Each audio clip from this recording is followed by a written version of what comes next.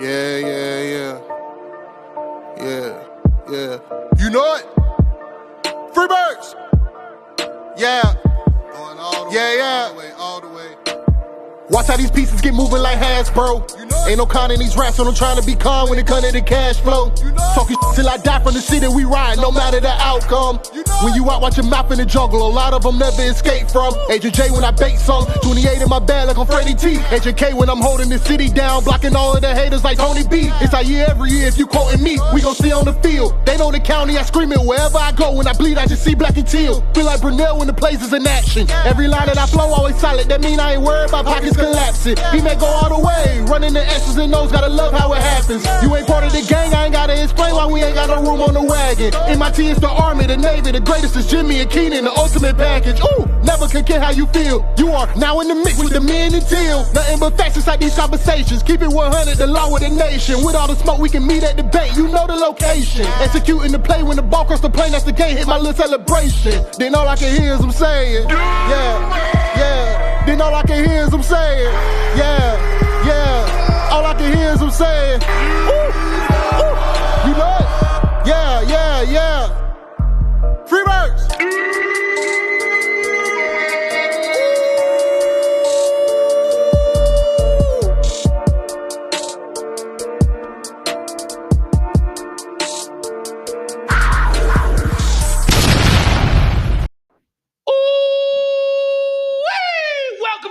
Teal podcast. I am your host, the high take hooligan Agent K, and I'm rocking with the cannabis analyst Agent J. And in the building today is J to the I to the MBO. What's fucking good, bro? Man, chilling. Glad to be in the building. Let's go. Okay, Jimbo in the building, man. Oh. Sheesh. And as always, this beautiful show is brought to you by the good folks over at the Miller Creative Group.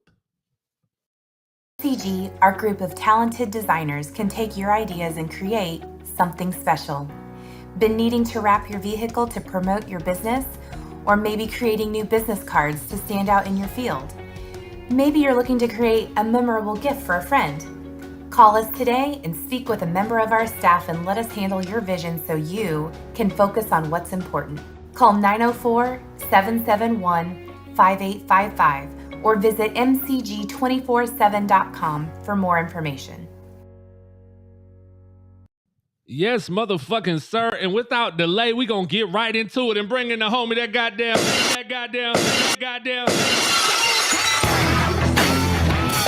So motherfucking cold.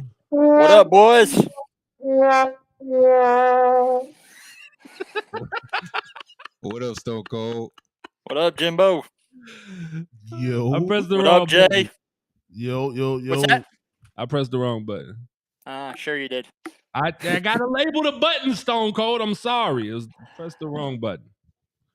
How you doing, my guy? I'm doing good. How about yourself? It's fucking Friday. It is Friday. And we got jobs. Mm-hmm. And right now we got some shit to do. And that's to talk about this upcoming matchup between the Indianapolis Colts and the Jacksonville Jaguars at TIAA Bayfield. Let's go, man. The streak continues. Spoiler alert. You don't got to watch the whole show to know the streak continues. But please do watch the whole show. Because I got a fun fact for you. Fun fact. Yes, sir. Right now, since 2014, as we all know, Colts have not won. Sir, yes, sir. But the fun fact is, Matt Ryan is 4-0 against the Jaguars. Every time he's faced the Jaguars, he's won. Negative fucking shit on. Why do we let him on the show? How is that a fun fact? That's not fun. That's not a fun fact. There's nothing fun about that. You just brought down the whole fucking mood. Yeah. Stone Cold's a wild boy, man. God damn it. Man, you I don't even want to do the show now. I'm just fucking. Can I just leave? No.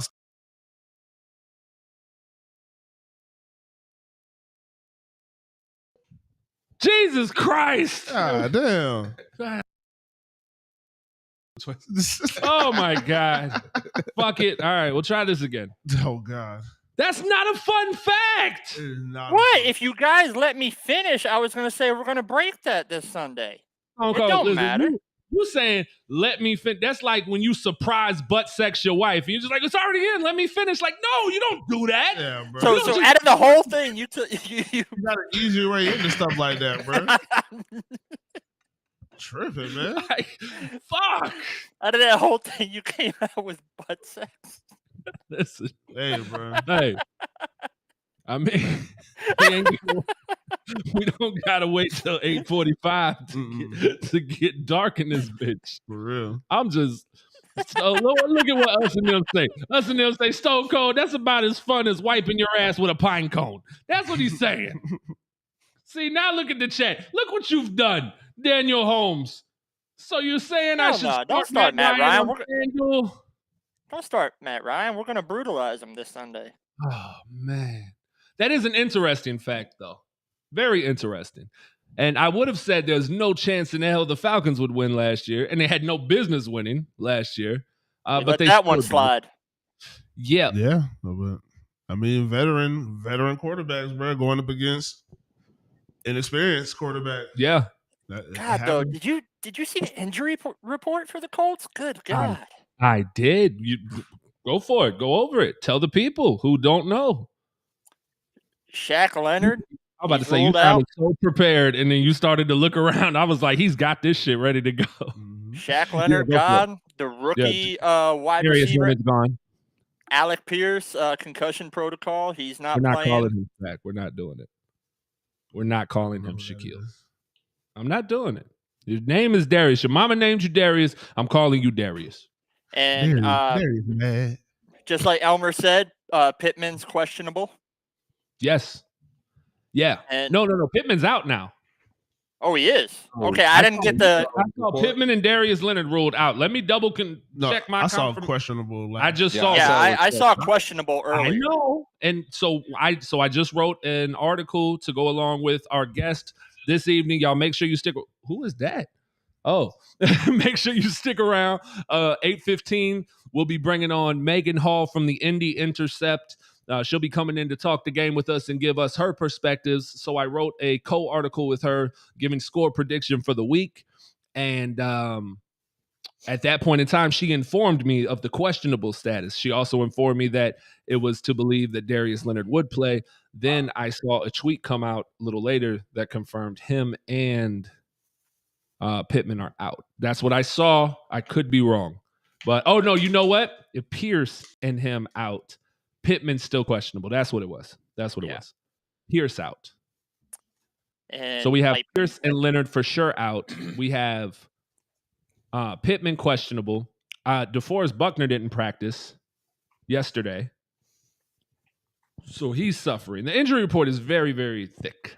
And then you got to think, like, somebody put a tweet out there and said, a Jags fan, of course, said, like, the football gods want us to win because, and mind you, you're not a fucking rapper anymore, bro. You don't got to cup the mic. Hey, that's how I'm used to hold the mic. I mean, if you guys watched the game last night, I give all the credit in the world to Justin Herbert for staying in there. Right. But he's got to have a couple cracked ribs. Got to. Oh, no, that already came out. Fractured ribs. Reports came out. I mean, has fractured ribs. And we play them next week. Yeah, and the last time we played a quarterback with fractured ribs, Stone Cold was. God, you caught me off guard with that one. I can't remember. It was Tua. It was the Miami game in London. Okay. Tua I think he had actually broke ribs, if I remember correctly. I have a fun fact. Do you? I do. About the Colts. About the Colts? Yeah. Okay. I'm ready. So is it better than his fact? It might be. Yeah. Okay.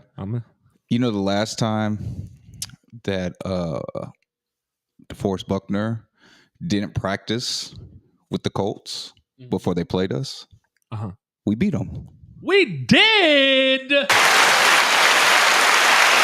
That's a fun fucking. That's more fun than Stone Cold. I thought that was more fun, right? I mean, it wasn't fun, but it was more fun. Oh no, that game was definitely fun. It was fun. Yeah. Yes, it was. You were there, right? Exciting. Yeah.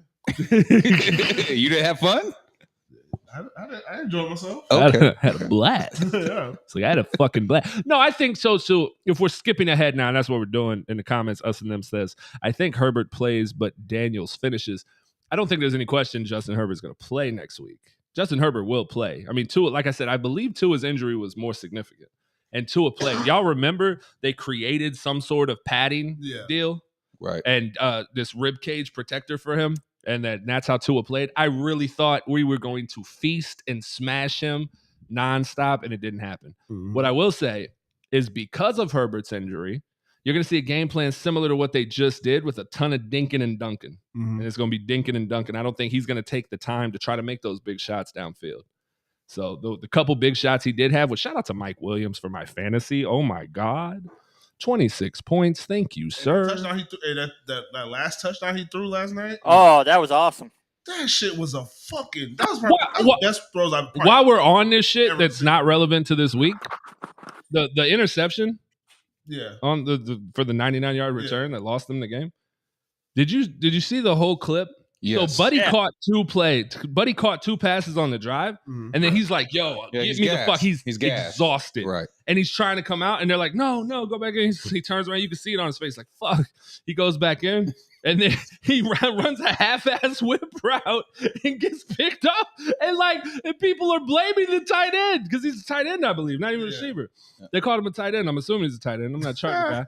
Bro, how you mad? Bro, I told you, help me. Yeah. It was Everett. Yeah, Gerald Everett. And this how it's supposed to go, though. I say it, and then you say the word for me. Help me. Help me? No, you're supposed to say it. I can't say it. You're supposed to say it. Nigga. Help me, help you. Me. That's it. Oh. Yeah, I didn't know that this was that time. Yeah. Like, help me. Yeah, it was Kevin Hart. My black person. I hate you. Why do I do this show? Why do I do this show? But yeah, it made no sense for them to force that guy to go out there and run that fucking play, bro. Yeah. Like whatever coach waved his ass back in, the loss is on you, sir. Yeah. What about but did you see, so he made a half-hearted attempt. And then his mouthpiece fell out. Mouthpiece fell out. Yo. So I've seen something like that happen twice in my life. Once, my guy, White Mike, got off the bus in Beechwood, and he was finna fight. Oh, yeah. And he got off the bus, and he squared up, and his golds fell out. I remember that. And he picked him up, and he wiped him off, and he put him back in. The second time, mid-battle in the BBA, SRL days in Jacksonville, Florida, guy by the name of Mike Milley is battling. He gets to his... another Mike. You're right. Jesus Christ. He gets to his last bar, and he says a bar that has a lot of B's in it, so his mouth has to do this move. He had dentures. We didn't know, and his teeth fell out in the mid-bar. Yeah. And he's like, in his last bar, blah, blah, blah, blah. Teeth fell out. And then he just, he shakes his head like, fuck, and shoves them back in. That's tough.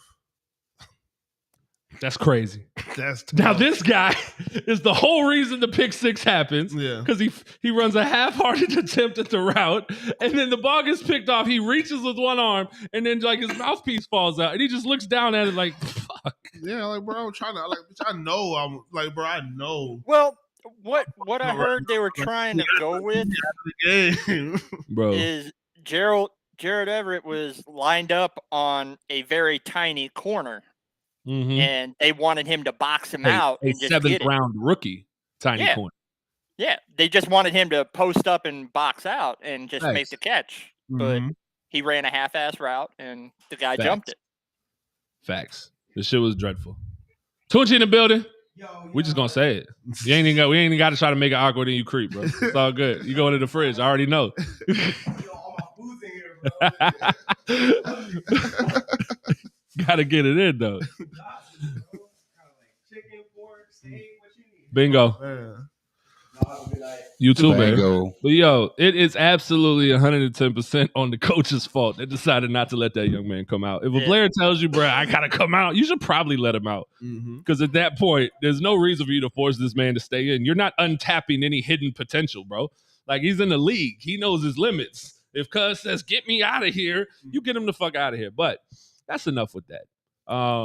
Let's jump to the comments real quick. Shout out to everybody currently in the comments, everybody watching right now. Please hit the share button. You already know. Go ahead. Shout out to Robert, man. We appreciate you getting glass in your thumb, man. You say your phone screen is shattered, man. We appreciate it, man. We love you. Taking one for the team, man. All day, Robert. Man.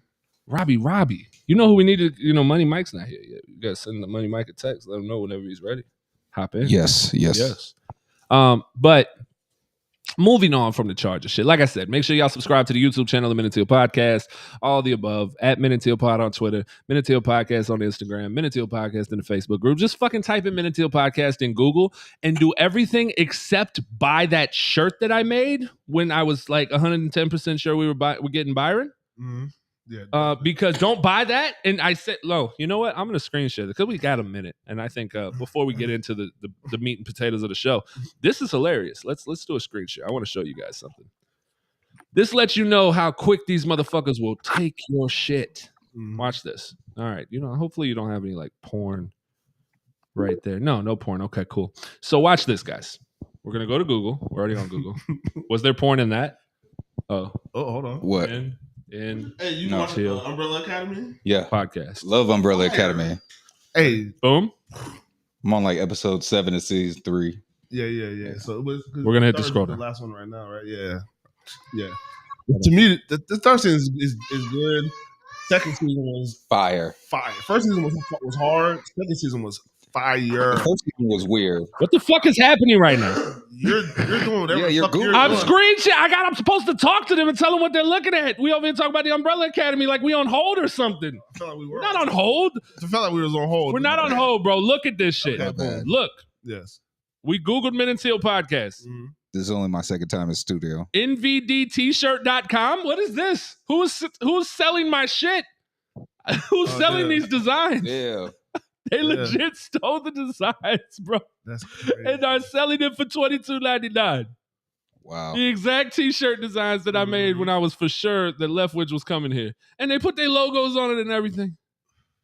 It's discounted. That's crazy. That shit is hilarious. Hey, man. The creative minds at Minute Teal Podcast. I guess. I fucking guess. Everything all right over there, Stone Cold? Are you okay, Stone Cold? He be looking like he wants to tell him to shut the fuck up, but he can't tell him to shut the fuck up. You don't want to get in trouble. Well, that, and how do you tell a 3-year-old to shut the fuck up? Just like that. Hey, look, I'll show you. My wife will show you. Yeah. Bro, she was savage with the 4-year-old. I said, shut the fuck up. I'll be like, hey, you can't talk to him that way. Like, nah, they be trying. Go. We gonna let Stone Cold handle business. All right. So I'm looking ahead, man. Not too far ahead to that Chargers game, but right here. We are here. We're at the week we've been waiting for. Now, a lot of us predicted that we would be coming into this game 1-0. All right. So let's take a few minutes and get anything out that we didn't get to talk about in the post-game show after the last game. First of all, for me, going back and reassessing the situation in the game in its entirety, getting over the frustration of losing to the Ginger, I have come. Can I say Ginger? Yeah. That's not the G word is not like the N word. Yeah. It doesn't matter if you have a hard R. Do you have to say Ginger or no? Nah. That sounds like you're gingivitis. True. Yeah. I just don't want to pit you know what I'm saying, offend redheads. There's not that many of them. It's like a genetic anomaly.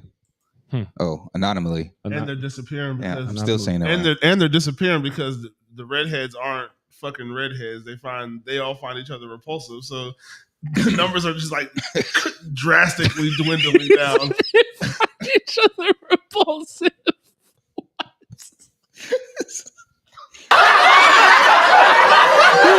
What?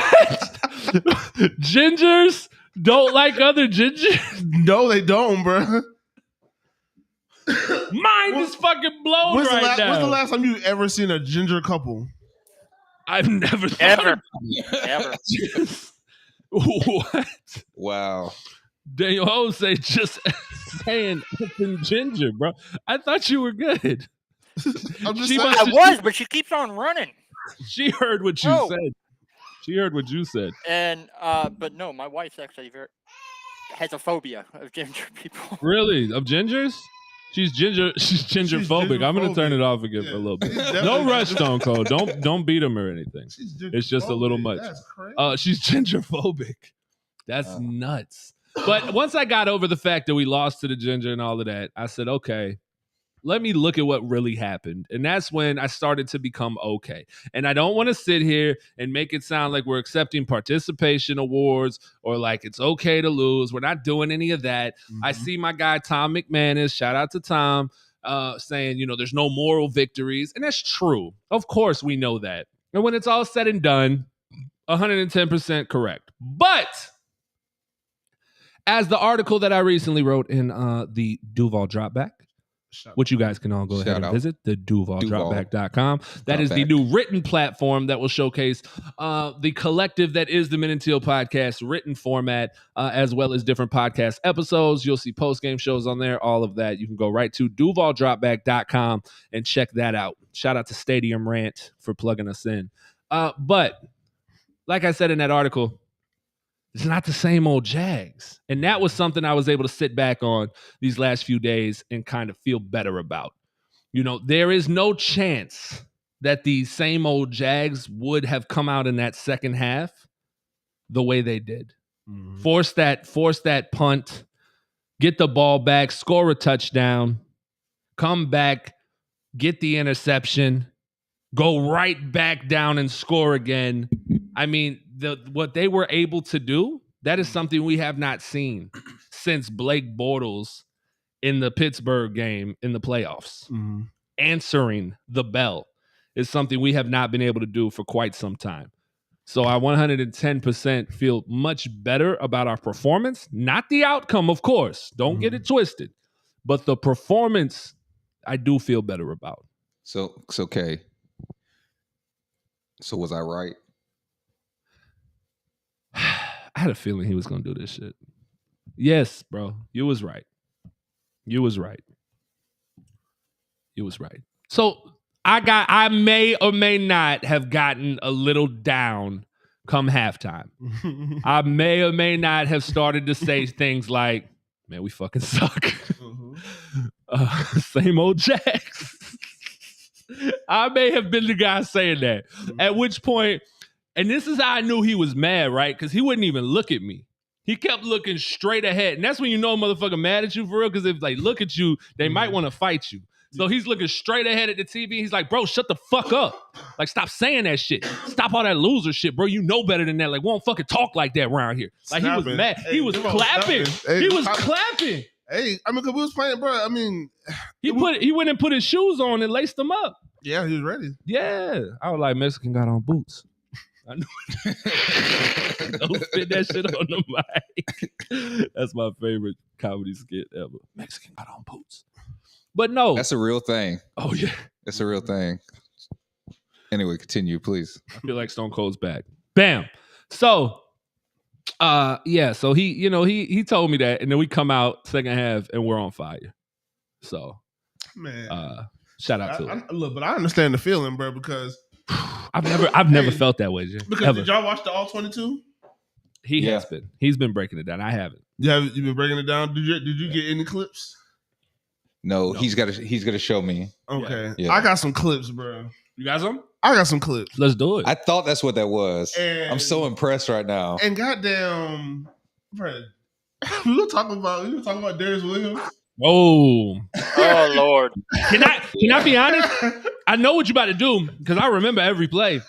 I think he might be the only player that I will point out and say, "You, sir, had a bad game." I'm not pointing at Trevor. Oh my God. I'm not even going to point at Ben Barch because the run blocking was so fucking good that I can't point at the offensive line. I can say they didn't do a good enough job protecting Trevor, but I can't point him out and say, "You, sir, didn't have a good game."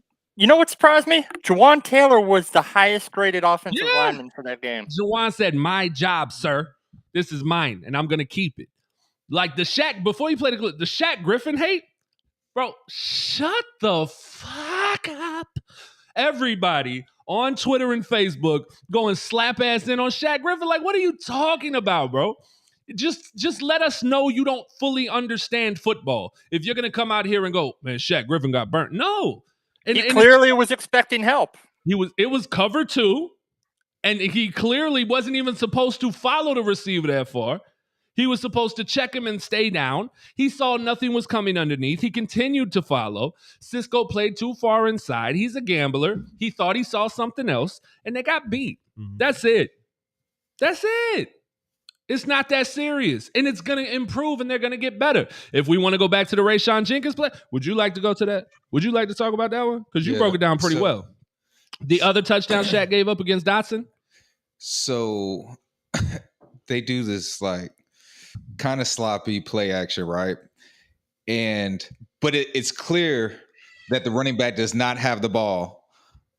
But Foye Oluokun steps up, but he just like takes on a lineman. But there's nobody actually running a lane, and Rayshawn Jenkins still steps. He still steps up, and he leaves that fucking gap open. So Jahan Dotson is like right there, and if he just stayed where the fuck he was, it would have been an interception. Right. It would have been an interception, dog. Right. He wouldn't have been able to get that shit over Rayshawn. Yeah. Like it. And this isn't to say, I'm not coming to y'all saying Shaq Griffin played great. I'm not telling you that. What I'm telling you is that he'd be the first person to tell you he didn't. Right, exactly. But the Shaq Griffin hate is like wild to me. First of all, you have somebody who is so fucking about Duval that he literally is trying to marry the queen of Duval. like what? Like for real. Like this dude is embedded in this city now. Like he loves this shit. And that's the shit that pisses me off is these fans sometimes will get so negative to the players who want to be here the most. Yeah. The players that treat you bad, y'all are like scorned, abused women. Because the men that treat you bad, you follow them. And you want to I heard hate on Josh Allen. Ramsey back in a second, bro. They'll be like, come back. Come back. But I did, though. I actually heard hate on Josh Allen. Crazy. He wants to retire here. Facts. Said it multiple times. And there's a difference between speaking on somebody's play, making the statements like, Josh needs to play better. Josh needs to start living up to his expectations. Facts. And then saying, man, Josh Allen fucking sucks. Huh? False. That's the issue, man. If you're going to talk shit, just do it intelligently. That's all I have to say to the fan base. That's all. But yeah, bro. Back to Darius Williams. Boy was like that. This is exactly what the play we were just talking about, Big Beanie Baby. The play that we were referring to is, yes, Shaq had covered 2, which means his responsibility was flats. His job is to chuck the receiver and let the receiver run past him. Shaq saw nothing underneath, so he continued to follow the receiver. The receiver was not his responsibility at that point. It was Andre Sisco's responsibility. Now, this isn't something I'm telling you that you haven't heard before if you've turned on 1010XL or listened to the press conference afterward. Dustin has said it. Mike Caldwell has said it. That Jeff Lagerman, who has broken down the film, has said it. Everybody has said it. This is what happened. It was not on Shaq. The term lazy, where McLaurin's referring to it, is he's not chucking him off hard. That's all, which means it doesn't slow him down, so it allows him to get going. That's it. I've heard people question the fact that he gave him outside release. Of course he gave him outside release, because if I remember correctly, it was a third or fourth down? Third down. Third down play? It was a third down play. So what I don't want you to do is beat me on the inside move. I don't want the quick slant. I don't want you to get that off. I don't need you to get that dig route. I don't need you to get that quick curl. I need you to go outside because what do I have there? That's what my help is. An extra fucking defender called the sideline. That's my guy, and he's going to make sure that you can't do shit to the outside. So, of course, I'm going to give you outside release because the worst case scenario, you peel back on a comeback. And it's got to be a tight fucking comeback. Yeah. Shit. Same thing what happened with Tyson Campbell. Yeah. He did what he was supposed to do. He gave up the outside. Had great position. He just didn't turn around or even think about or didn't even try to interfere with the he got a little bit in there, but not enough. Because as long as you don't get real physical with him, you don't have to turn your head around. Right. But he didn't even get his hand. If he does this, that ball is incomplete. And the ball literally goes because it's not like it gets caught at the high point. It drops in right here. Yeah, it was perfect. It was a drop. Yeah, it drops right in. It was perfect, and he didn't. And he didn't turn around, and I didn't even really need you to turn around. You have the side. You have It's at the best place for you as a defensive back is a corner of the end zone. Yeah. You have 2 extra defenders right here. Facts. Bro, it's just you. You know where the man is. You know the ball gotta be coming. Right. The ball gotta be coming. That's So it's true. like which blew my mind. The play. Because later in the year, when Tyson had those similar situations, he was playing the guy's eyes and playing his hands. And at that moment, he didn't. The time he turned his head around, the ball was already passing his helmet. Yeah, I mean, they could have I'm pretty sure they've seen it in practice. So I'm trying to figure out why they need to they need to be in his ear. Hey, bro, you need to try to find the ball. Like, you're fast. Guys you can give up the outside because you're fast as fuck. You're going to catch right back up and you're going to get in a pretty good position. But always look for the ball, especially, like I said, it's football is situational, but every play is situational. Bro, you have to understand that, like I said, that back corner is so small, dog. That is what, I don't even know if they say that's like one of the plays of the week or something, but that was that shit was tough, bro. And he didn't do nothing about it. I tell you what, though, pissed me off. That guy on Good Morning Football kind of pissed me off with his top 5 performing rookies. Man, talk to me about it, Stone Cold, because I was with you. Man, I was like, you didn't put Trayvon Walker on there. He had a sack and an interception. Just randomly, you think he's blocked, and then these big bare arms stretch out of nowhere. And 4 tackles. Yeah. I mean, come on. And you look at everybody wanted Aiden Hutchinson. He got a half a tackle in that game. And half a tackle, bro. You know, the fucking tackle. When I was watching the game, I really didn't think Trayvon, like, I saw Trayvon was doing stuff, right? Mm-hmm. But I saw him losing a lot of one-on-one battles. Right. Washington does have a good line. But I was kind of like disappointed. Extremely. But when I went back and I watched the tape, it was the little things that the camera didn't catch. Mm-hmm. That was like, whoa. Mm-hmm. And the fact that you saw with that interception that he learned that they were picking on him. Instincts, bro. And he just reacted. Fucking instincts. Instincts that rookie pass rushers do not have, bro. When Lagerman showed it, it's like he even saw the running back run by him. He's like, okay, the screen is setting up. I'm in the way right now. Facts. And all of a sudden, you just see 2 big bare arms come out of nowhere catching the ball. And that was the same. They showed it again. That was like the same play at Atlanta's joint practice that he almost had. Come to find out, he played tight end in high school. So he prides himself on being able to catch the ball. Oh, yeah. Because he said he had to do push-up. He did push-ups after he dropped that interception at the joint practice. I believe it. Because he got that from his dad, because his dad was military. Facts. Yeah. Facts.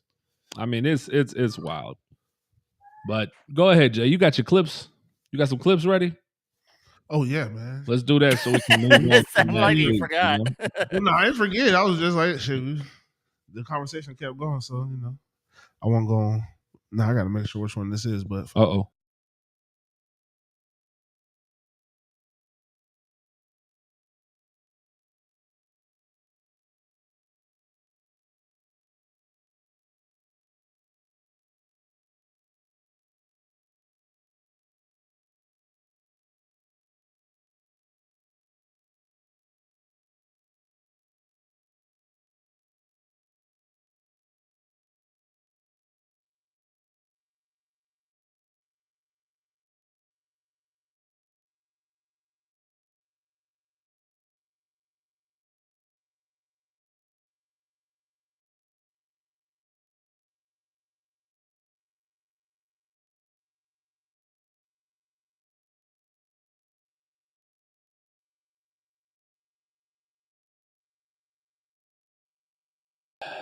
It's bad. It's bad. He missed a lot of fucking tackles.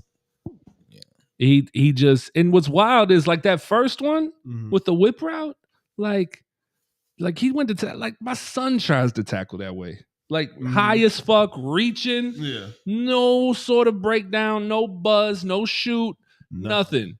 just tall as fuck and reaching for somebody. Like, you in the league, man. You know better than this. But I expect him to be better. Bro, he almost hurt himself multiple times. I expect him to be better. We got to remember, he did not play this entire preseason. He didn't even practice, really.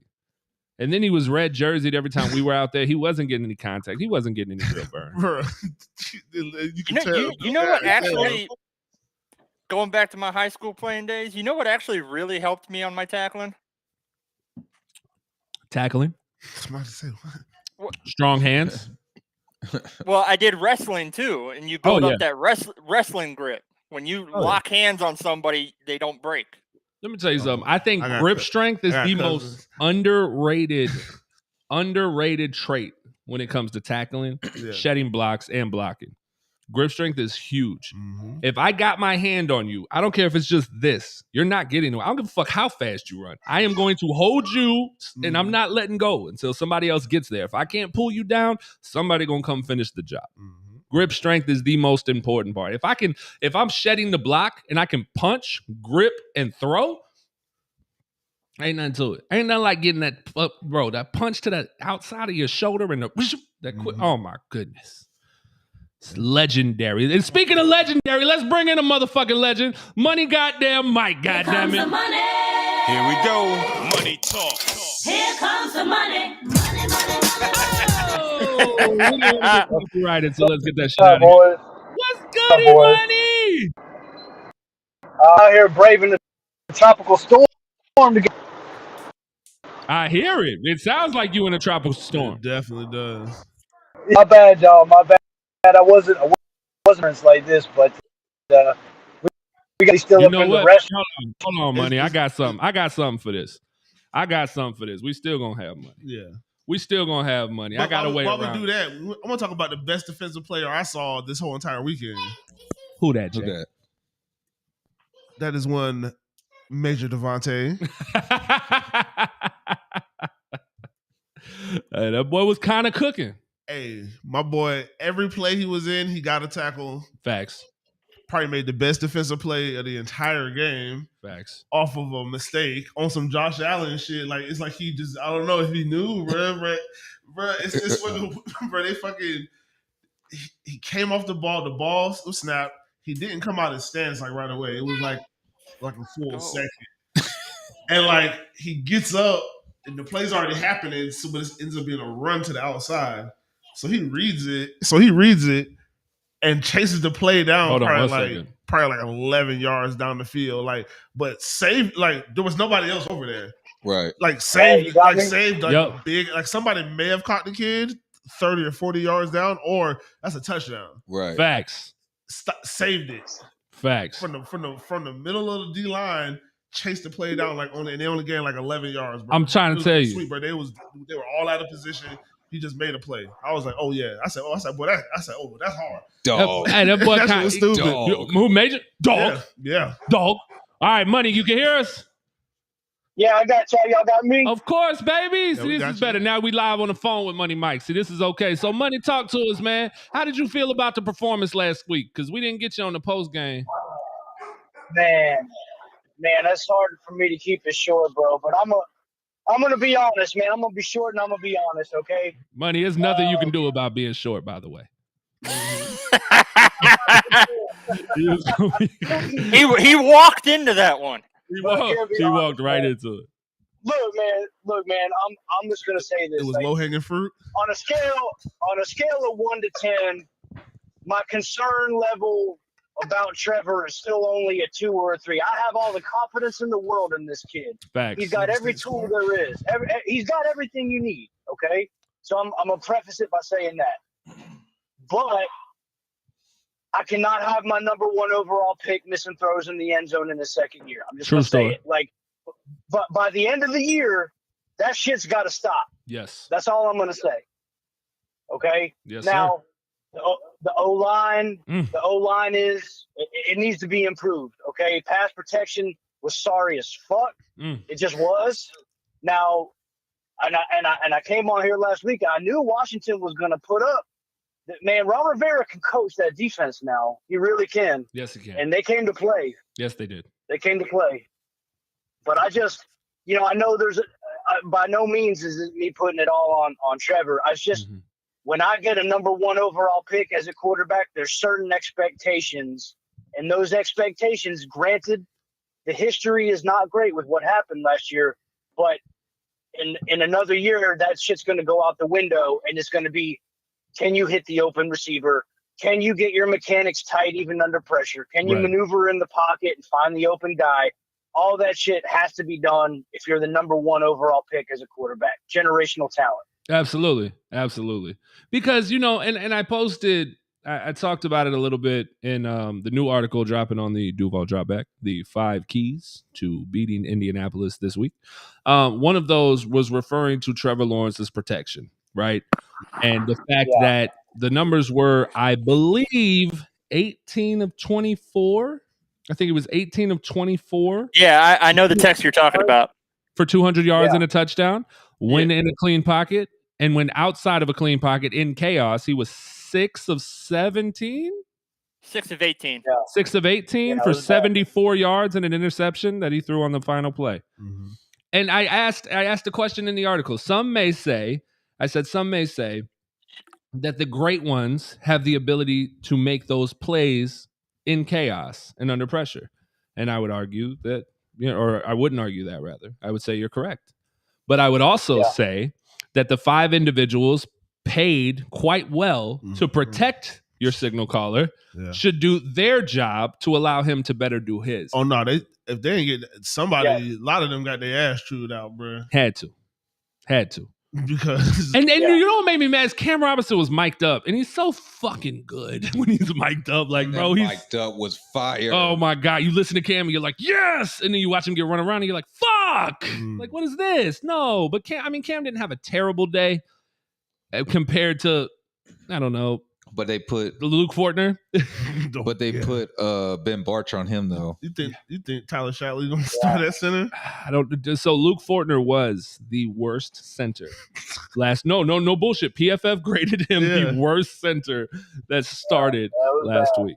I believe it. You know what? He's light in the ass, man. I said it when we drafted him. I was like, man, he looks small. I don't think he's big enough. Oh. I mean, when we go to that last play of the interception, I wish we had a clip of that. If you look at that play, and you'll notice that 3 of our 5 offensive linemen fall. They get blown up. They didn't get blown up. Luke Fortner got blown up immediately. He falls. That the defensive end makes an inside move on Cam. He goes to adjust. He trips over Fortner. Now he's on the ground. And goddamn Sheriff trips over them 2, and now he's on the ground. That's what happened, bro. It was a fucking 3-car pileup, all because Luke Fortner wanted to text and drive. This shit is crazy, dog. Crazy. So talk to me, Money. What else, man? What you see for this week? For this week, damn, I wish Houston would have won. I mean, I wish Indy would have won that game because now they're going to be pissed off. But I still like. Have you seen the injury report? I'm sure you have. Yeah, they're bad. Yeah, they're bad. They're bad. You know, they're banged up for sure. But you know, and I know they've got. You know, they've lost what six in a row. Seven. Since 2014, baby. Yeah, and so you know you got. I have another fun fact for you. Here's an actual fun fact, Stone Cold. The last time they lost to the Jaguars, they lost the week before that too. So I'm sure they were pretty mad. Yeah. Well, I feel like I got them in my picks. I got Jacksonville's a home dog too, getting 3.5 points. So I'll take that all day long. True. Okay. Yeah, a home dog getting 3.5 points against a team that can't win in their building. That's a mistake from Vegas right there. I agree. Vegas lost a lot of fucking money last weekend. No money? Oh, yeah. Shit, Money lost a lot of money last week. I believe it. Damn, bro. I'm hurting, man. Damn. That was people crazy. on the show all like, damn man, upsets. Money might give him these badass picks. Hey, that's how it goes, bro. Ebbs and flows, baby. Ebbs and flows. Yeah. It was hey, week listen, one, man. if any of y'all took my advice and took my picks, y'all, I'm sorry. But who can see that shit coming, bro? Who see a tie on the first week? You know, Crazy. Who saw the Who Giants saw the winning? Bears? No, the fucking Bears. That too. The Bears beating the 49ers in the conditions in which they beat them. Bro, they were squeegeeing fucking water off the field. What does that tell me? Run the fucking ball like crazy. Who do you think has the better running team if you just think about it? The 49ers by far. Yeah, definitely. By fucking far. Debo Samuels, insert random running back here. Trey Lance, like, what? Trey Lance had a lot to do with that. I heard. He didn't throw a tutty. I'm good. I feel good about my picks this week, y'all. All right, so you get a chance stick to with redeem one of my yourself. I got the stop clock ready. As soon as you start going, I'm pressing it. All right, here we go. So 1 o'clock games. We're gonna stick with 1 o'clock games. We got the Carolina Panthers at New York Giants. The Panthers are getting 2. I like that. I think the Giants are still they won last week, but they didn't show me, anything I think is sustainable. I like Carolina getting 2. We already talked about the Jags at home as a home dog getting 3.5. Love that pick. The Dolphins, man. The Dolphins look like an actual football team from the NFL last week. They're going to Baltimore. They're getting 3.5. I like them getting 3.5. They might still lose, but I think it's going to be close.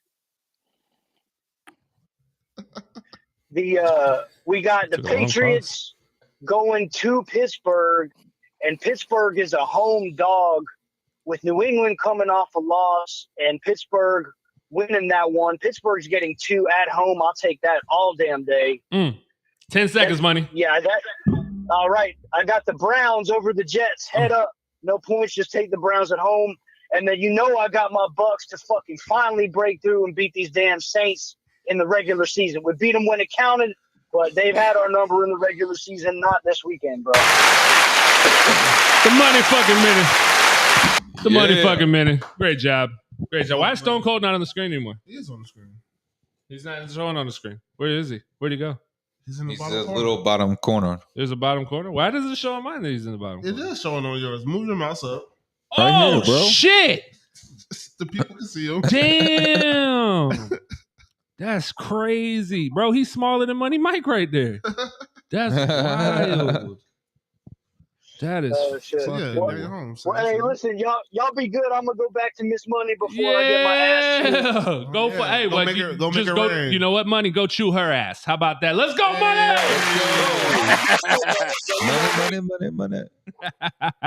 Money Mike with the Money Minute, man. Y'all make sure y'all follow the man. The man knows what he's doing. Mm-hmm. Last week was an anomaly. Yeah, like the Jaguars losing. But that's not going to happen like that this season. And you know what's funny, though, about that Bears game? I mean, we're all former lawn techs. Half that grass wasn't even rooted to the ground. They even admitted that. Yeah. How is that safe to play? It's pretty fucking gnarly. It's pretty fucking gnarly. But going back, I mean, Money Mike did lose a lot of fucking money. Yeah, he did. Yeah, because I remember, bro, almost every pick was wrong. Yeah. And so what I did is I sat down. I was like, if we played a football pool, how bad would I have lost this week? And I looked, and I was like, I might have got like 3 games right. Maybe.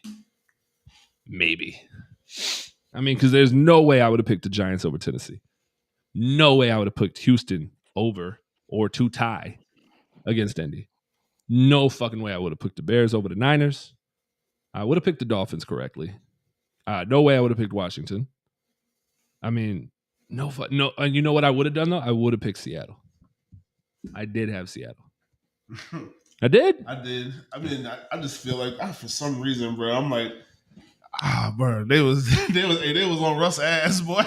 Bro, Gino came with that energy, dog. Oh yeah, he did. Gino was on fucking fire, bro. Because he had the 12s with him. Let's go, bro. And then fucking let's go 12s. Let's go. And fucking, I feel terrible, bro. Jamal Adams. Let's go hard. Because he was bringing that boomstick, bro. Jamal Adams was coming with it, and then he rushed the fuck out of Russ and smashed his ass. And I could tell right when he came down, I was like, I knew right away what it was. I said he tore his quad.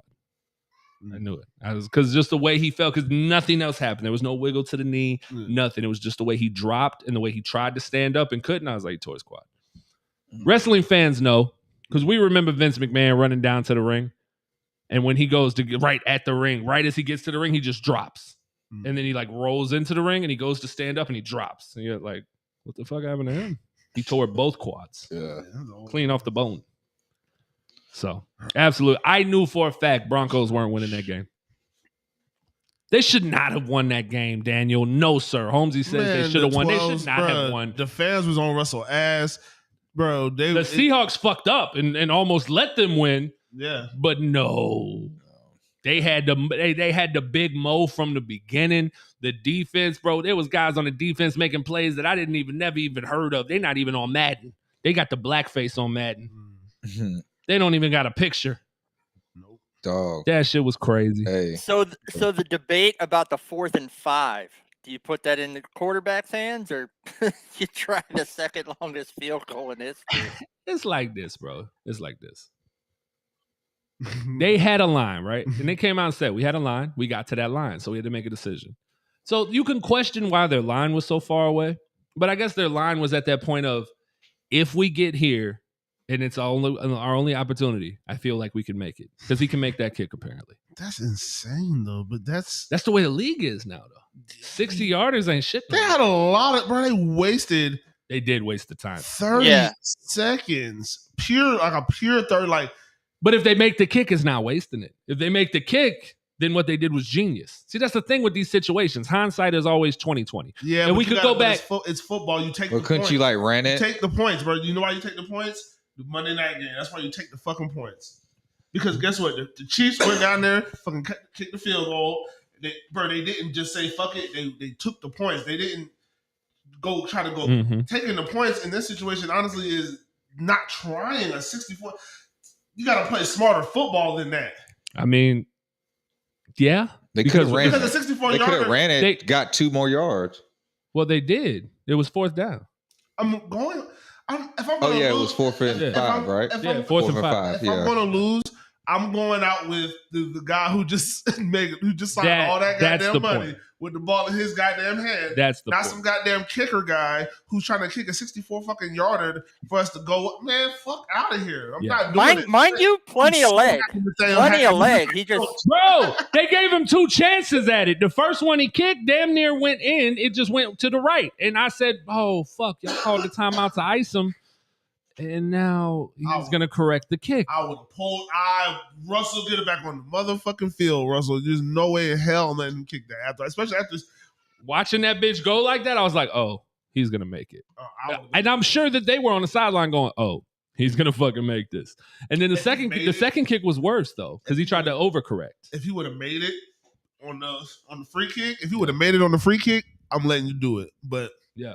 I'll change my mind right there. Russell, let's go. Yeah, and that would have been the smart shit, like, honestly, because you know that you're going to get the ice. You know you're going to get the ice. Now, Elmer says you don't get the points by going for it on 4th, and that's true. And I guess at this point, you're asking yourself, who do you trust more? Do you trust your kicker or do you trust your quarterback? And when you have Russell Wilson, I can understand the argument that you should trust your quarterback, but it's not like he was having a great game. It's not like the line was looking good. It's week 1. They were struggling. You know what I'm saying? There's not a whole bunch of like super high stakes. We need to figure out what the fuck is going on right now too with some of these guys. It's still early enough in the year where some of these linemen got to show some shit. True. Or because guess what? We can try to get some other guys in here. This is essentially it's week 1, bro. This is the 4th preseason game, bro. Like this shit don't start getting like. He's on a new team. This isn't the well-oiled machine that he's used to, right? It's a whole new thing. Yeah. So for them, they do need to be trying shit early. They're like, they need to be trying shit early in the season because it's going to be a point in time where you can't be trying shit. You need to have some shit that's 100% locked in. Yes. So, but I don't know. You're not doing it. I'm not. Hell. You're letting Russ cook. We can't do. We don't have that. Thank God we don't have the luxury of saying, oh, 64-yarder, we're going to kick it. Give a fuck. If in that situation, I don't think Doug Peterson's kicking a field goal. No. Not with that much time left, and you have timeouts. Yeah, bad decision. There are 2 timeouts, right? Yeah. Did anybody expect Green Bay to get the ass whipping? 50 seconds. Yes. They've looked bad week 1. The last 2 years. I don't know about beyond that, but I knew Aaron Rodgers was going to come out and suck ass in week 1. Oh, I'm sitting his ass. Yeah, you started him. Yeah. Speaking of fantasy. Oh, yeah, I lost it, bro. Aaron Rodgers fucked me, bro. Hey, Hard, bro. nigga Stone Cold. Stone Cold. Listen, I do not want to hear about that fuck shit. I got fucked this whole time. Hey, Stone Cold, the South will rise. Am I right? Always. Wow. You know what I'm saying? He said always, right? Oh, yeah, man. Wow. He said always. If I hit remove, guess what happens? That means you can't come back. I think so. Oh, man. Oh, my God. It would be a I'm dying. It would be a shame. Oh, shit, he gone. Oh, shit. What did you do? I think he just booted Stone Cold for the show for the night. I don't think he can come back. I don't know. Oh, no, he can come back. Okay. I was like, bro, he booted him. Oh, shit. That was fucking hilarious. Wow. Oh, everything about that was hilarious. But yes, Stone Cold did beat Jimbo, and I did beat Jay in week 1 of fantasy. So Wow. it was. But no, Like you feel that you beat some black men. How does that make you feel? Nothing new about it, Jimbo. I feel closer than ever to my ancestors. This shit is nutty. Look, it's my first time playing fantasy, bitch. It wasn't my first time beating a black man. wow. Look at that. Stone Cold's like, wow. No, Wow. I mean, I ain't gonna lie. Jimbo did get screwed. I mean, the whole Cam Akers thing blew my mind. Yeah. But I had Allen Robinson. that too. Racist but fantasy. What the fuck? Hey, how's it say racist fantasy? Bro, Matt Stafford didn't. Bro, is Matt Stafford ever going to? I feel like I have to start him again just to see what's going on. But they didn't even. They targeted him twice. Right. Twice. He caught one for 12 yards. but like and I'm not gonna say Jimbo made a mistake because I probably would have did it too. But I mean, George Pickens, he's not a starter for some odd reason. Crazy. Hey man, shout out. You know who else is hurt? Shout out to Derwin James, man. Oh, he was cooking. Oh, did you see him hit the fucking the Dominator, the Farouk Slam on goddamn Travis Kelce, boy? Yeah. Oh yeah. Wow. Got me 9 points last night. Oh yes, sir. Man, Cooper Kupp alone got me 31 points. Who are you playing this week? Who am I playing this week? I don't know who I'm playing. I'm playing the Mev. You playing Mav? I'm playing. Mav, I'm playing the champ, the 2021, the reigning. Oh, the reigning Men and Teal Podcast Fantasy Football Champion. Yeah. Big Duval. Banghamville Jags. Yeah. That's who you're playing? Yeah, Roslyn. I thought Aaron won. Yeah, huh? Big Duval. Yeah, Big Duval. Yeah, okay.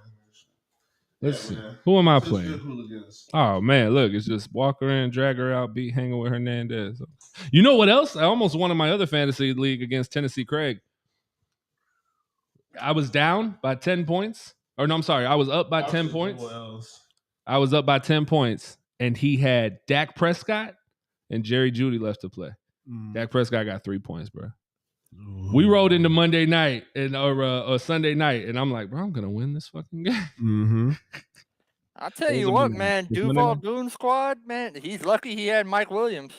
Mike Williams had a great game. Shout out to Mike Williams because he's got me set up real nice.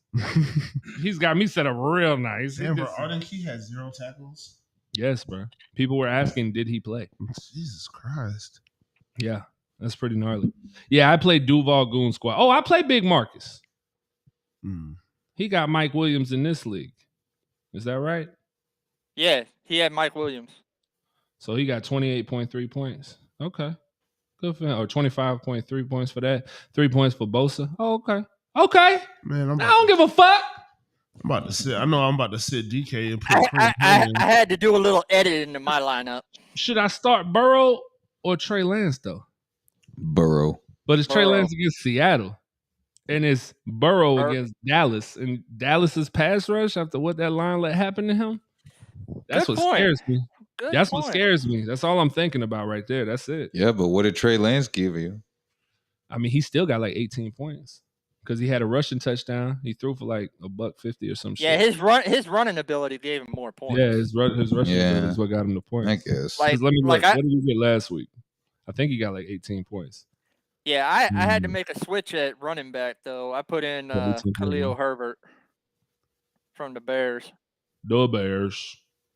Well, Yeah, no, I get it. might start Joe. I ain't gonna lie. I might not be able to do it. Think the Rams defense gonna go crazy this week? No. Falcons. No, once they play Thursday night, we can't do any The changes. Rams. You can change your Hope lineup. so. Not when I think I haven't tried, but Yeah, you can change your lineup. You go, yeah. As long as your player hasn't played, Yeah, if that player has played, you can't put him in. You can't. Yeah, it's too late. But you can edit your lineup as much as you want. I just switch quarterbacks right now. yeah, I made a switch at running back and flex. Put in London, but they play the Rams. The Falcons play the Rams, and I'm like, man, Mariota. That's Mariota. Marcus Mariota. I completely forgot about Curtis Samuel. I picked him up off waivers. And you know what I was talking about Robbie Anderson the other day? I have him in this league. I forgot I do have him in this league. I just didn't play. You're a fucking traitor, Stone Cold. I don't appreciate you. I'm gonna post a Craigslist ad for a new resident redneck. Mm-hmm. This motherfucker said, I'm gonna go pick up the guy that smoked us. I don't Always. No, Yeah, I would have been an asshole. Robbie Anderson, I would have been an asshole if I played either Samuel or Jahan Dotson. Hey, that's what when this we played asshole did. This asshole played the running back. Don't you got the running back for Washington? Oh yeah, he started him. Fucking right. He didn't get you. What you got? How many points you got for that? 12? 20. 20? Oh fuck. Because he had them catches. Yeah, bro. Yeah. He was a decent. He's definitely a decent contributor, bro. I'm just finna give him, bro. I'm just finna give him the shot. I wasn't not about to stop, bro. I don't have no. Hey, I know what time it is, bro. What's up, grandma, baby? You want to do a podcast? You gonna lead this shit? It's gonna be the Agent J's show. Hey, I knew what time it was. It's gonna be bro. J&J. Me and grandma, baby, gonna start a podcast. I'm done with Bless you. On my team, though. They're just not gonna. They're not starting, and they're both on defense. They're not starting. Hell no, I got Shaq Griffin and Chad Muma. Oh my god! But Chad Muma had more tackles than Arden Key. Yeah, he did. Arden Key kind of disappeared in that game. He did. He had zero impact anywhere. But that was one of my points in my new article on DuvalDropback.com. Top 5 reasons the Jags. Good article. That was a good one, yeah. Now, I'm not talking about that one. I'm talking about this new one that's about to drop tonight. 5 keys to beating the Colts. And one of them was the mass substitutions. And that needs to stop. Don't put Arden Key out there with fucking Adam Gotsis and Dwan Smoot and Caleb on Chase on and call it, let's not do that. Let's be smart here. And let's make sure we have, if I ask you, Stone Cold, who's leading the team in sacks this year? You would say? I was waiting. Trevon Walker. All right. If I was asked like you, who's going to lead the team in sacks this year? Trayvon, Josh Allen. One of those guys, right? So if it's third fucking down, we're not going to do this. We're not going to we're not going to take Josh Allen and Trayvon Walker out and put in Smoot, Roy Robertson Harris, Adam Gotsis, and Caleb on Chase on, or Adam Gotsis and Caleb on Chase on and Arden Key. And no, we're not he was doing a lot of random mix. It was mass substitutions. That's the thing I have an issue with. Utilize your depth. Utilize the versatility of your depth. But Trayvon Walker and Josh Allen, or at least one of them, better be on the fucking field, bro. We're not. Did you see the snap count for him? Foye did play every fucking snap. Yeah, I know. What, Trayvon had 66 snaps? Yeah, and Josh Allen had like 64. Yeah. But Chason only had 9. He did. But you know what? Guess what? Chason made a fucking play on special teams. Yeah, he did. I saw that motherfucker run downfield and bust somebody on special teams. He also generated some pressure. He had a couple pressures in that 9. So I give him. Yeah, a lot of people like diss the pass rush, but if you look, Carson Wentz was getting that ball out of his hand real quick. Extremely fast. Absolutely, extremely fast. So, because I know that the Meghan Hall from the Indy Intercept will be on shortly, I'm going to take a second and talk about this situation, what we've been referring to with this Duval drop bag. So you guys know, I've taken over as the managing editor for the DuvalDropback.com. And this is a site dedicated to Jaguar coverage. So this is where you'll see written articles as well as more podcast episodes, etc. So you can go check things out there. This is the article we've been referring to. The definitely not the same old Jags. This is my debut article. You'll be getting stuff from myself, Jimbo, Jay, Money Mike, everybody, Stone Cold. We're all gonna be contributing on this site. It's gonna be a beautiful thing. So you guys can go check it out. Today, our special guest is coming from the Indy Intercept, also associated with Stadium Rant.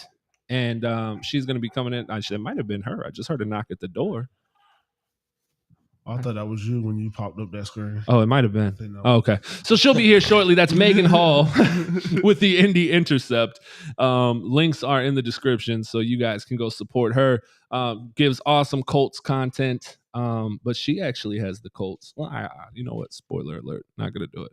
I'm going to contain my spoilers. Yeah, let's do that.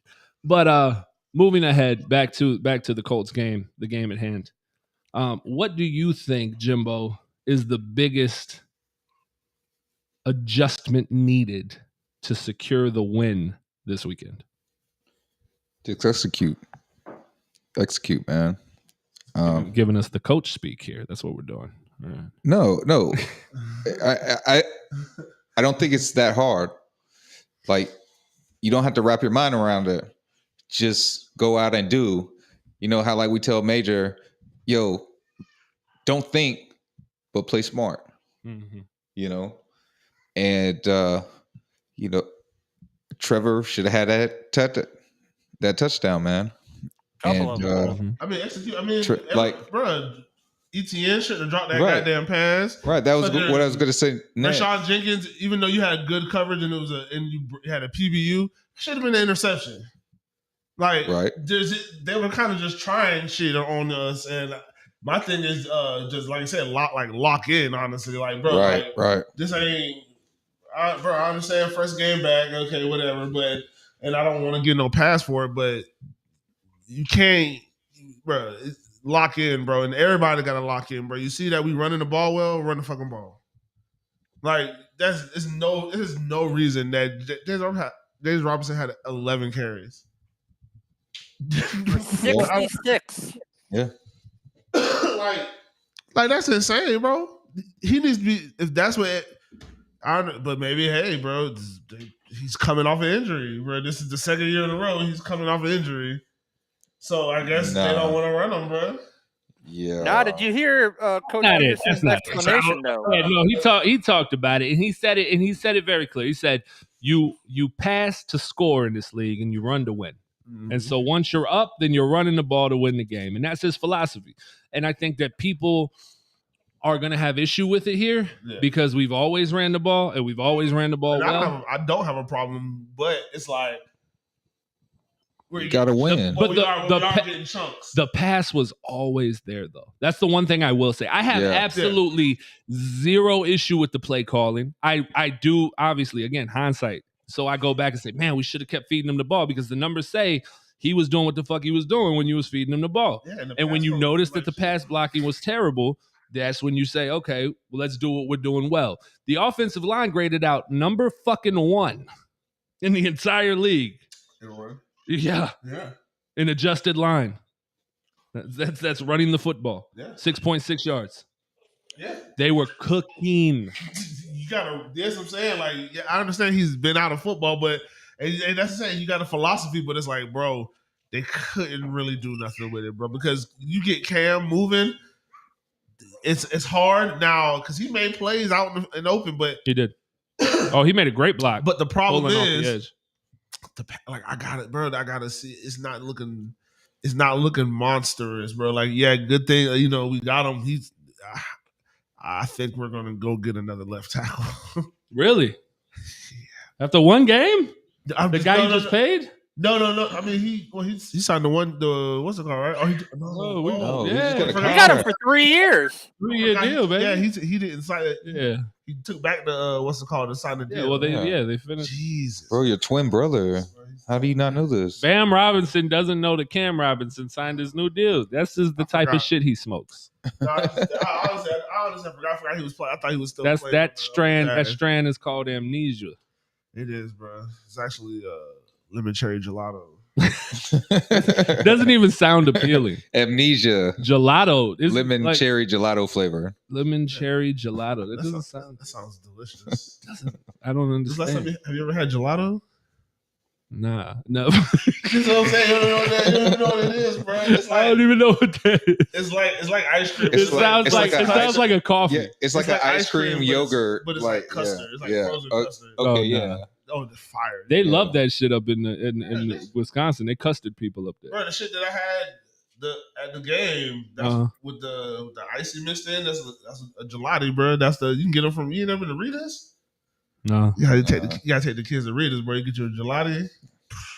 I don't know. Crazy. I don't know, man. What Italian water? What's Regents? Rita's Italian ice. Oh, the pizza place? Rita's Italian ice. You just said Italian ice. I didn't hear that other part. Yes, Rita's Italian ice. Oh, okay. Oh, I'm thinking of Renna's. Yeah. I'm sorry. Shout out to Renna's though. Pizza good. I mean, Robert says he's got Skittles fire.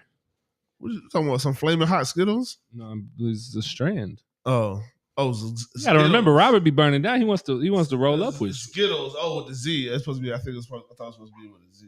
But like for me, I want him to run the ball more, but what I want it specifically is when we're in the red zone, run a little more to just help open up the pass. For me, I like weed. I like the bubble. I like weed. I got the Copenhagen wintergreen 10. It's weed. That's what it was. Stone Cold, when was the last time you smoked marijuana? It's a green lump with knobs. It's got the gas. What? I believe it. You've never partaken in the devil's lettuce? Bro, weed is not the devil's lettuce. It's got the money. juice. That's what they call it. Money is. Bro. So hold on. You really never smoked weed? I believe it. Shut the front door. Come on, bro. That shit is amazing. No. Hold on, that's crazy because I know they've gone some really good crippy down there. I'm about to say you down there in Broward. Like, that's Body County, bro. Broward. You've never smoked. I'm in Brevard, not Broward. Same shit. Whatever. It starts with a B and it's in Central Florida. There's swamps, bro. Bro, I know they growing some good crazy shit out there, bro. Now, if you ask him if he had some moonshine. Right. Yes, plenty. Yeah. Plenty, yeah. Crazy. Yeah, I believe it, bro. Crazy. Wow, he'll quit drinking. Smoke up. That's what Robert says. All right, well, our guest is here, man, so let's get right motherfucking to it. Well, yes, no, ready? Good? All right, we good to go. Our guest is here and in the building, man. Y'all give it up and give a friendly welcome because she's coming over here into enemy territory. Let's be fucking nice here. All right, this is Meghan Hall of the Indy Intercept. Y'all give it up for her. Yo. What's up? Oh, no, we don't have audio. Go to your settings. No. There we go. Let's see. You good? We're good. Let's see. There she is. Does that work? Nope. Well, yeah, it does. Hold on. There's just a slight delay. That's all. It's like it's like a Chinese voiceover. It's like this. Yes. That's all. You're just behind your words. That's all. You have disrespected family. We The may old be Godzilla movies. Yes, that's all that's happening. You can hop back out and try to hop back in if you want, or we can rock. We can just hesitate. There might be a slight pause between each word. Go out. And... Okay, let's do it. Clown Town welcomes you. Look at Robert. It's just a nice guy. I don't like the Clown Town. Stone Cold's the big guy on the screen now. Let's give it up for Stone Cold.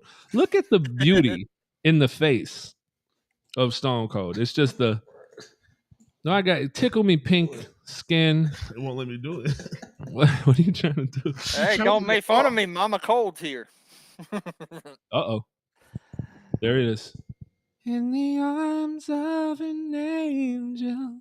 You got Stone Cold the fuck up out of it. Put him in the corner again. Put him in the corner. All right, here we go. Let's give it another run. I think we're good. I think we got this. We ready? Boom. And boom. That work? And boom. I think so. Oh, you can do it then. Okay. Yo. All right, let's try it again. Yeah, did that work? That's pretty. It's pretty damn close. Yeah, sounds. Everything's a lot better. That's so weird. So strange. Yeah, and how did it get worse? I don't know, bro. It literally got worse. Fine, and then it literally just. Because you're a Colts fan on a Jaguars podcast. I swear to God, I like to we're fuck. Not doing that. No, I really like to fuck with people when they come on. I don't do it to most guests because we try to show some level of professionalism here. But I'm not messing with you. It is doing it again. But again, we can rock with it. It's fine because the audio version, which is on Spotify, Apple Podcasts, they have no idea anyway. They can't see us. So we're good to go. So there will be a slight hesitation from when you speak to when we respond, just so we can make sure you're done. Right. So how are you doing? I'm living the dream. Absolutely. It could be a nightmare this weekend, no? Already, so. Damn, it cut out. No, it gave you it got your laugh. It got your laugh, and then it jumps to the end. But now it looks like it's back on and it's better again. I don't know what's going on. Oh no, you're good. You're good. Now it's perfect. Now it's literally matched up. All right. Perfect. Okay. All right. So I made a joke about it. Yeah, no, I was saying I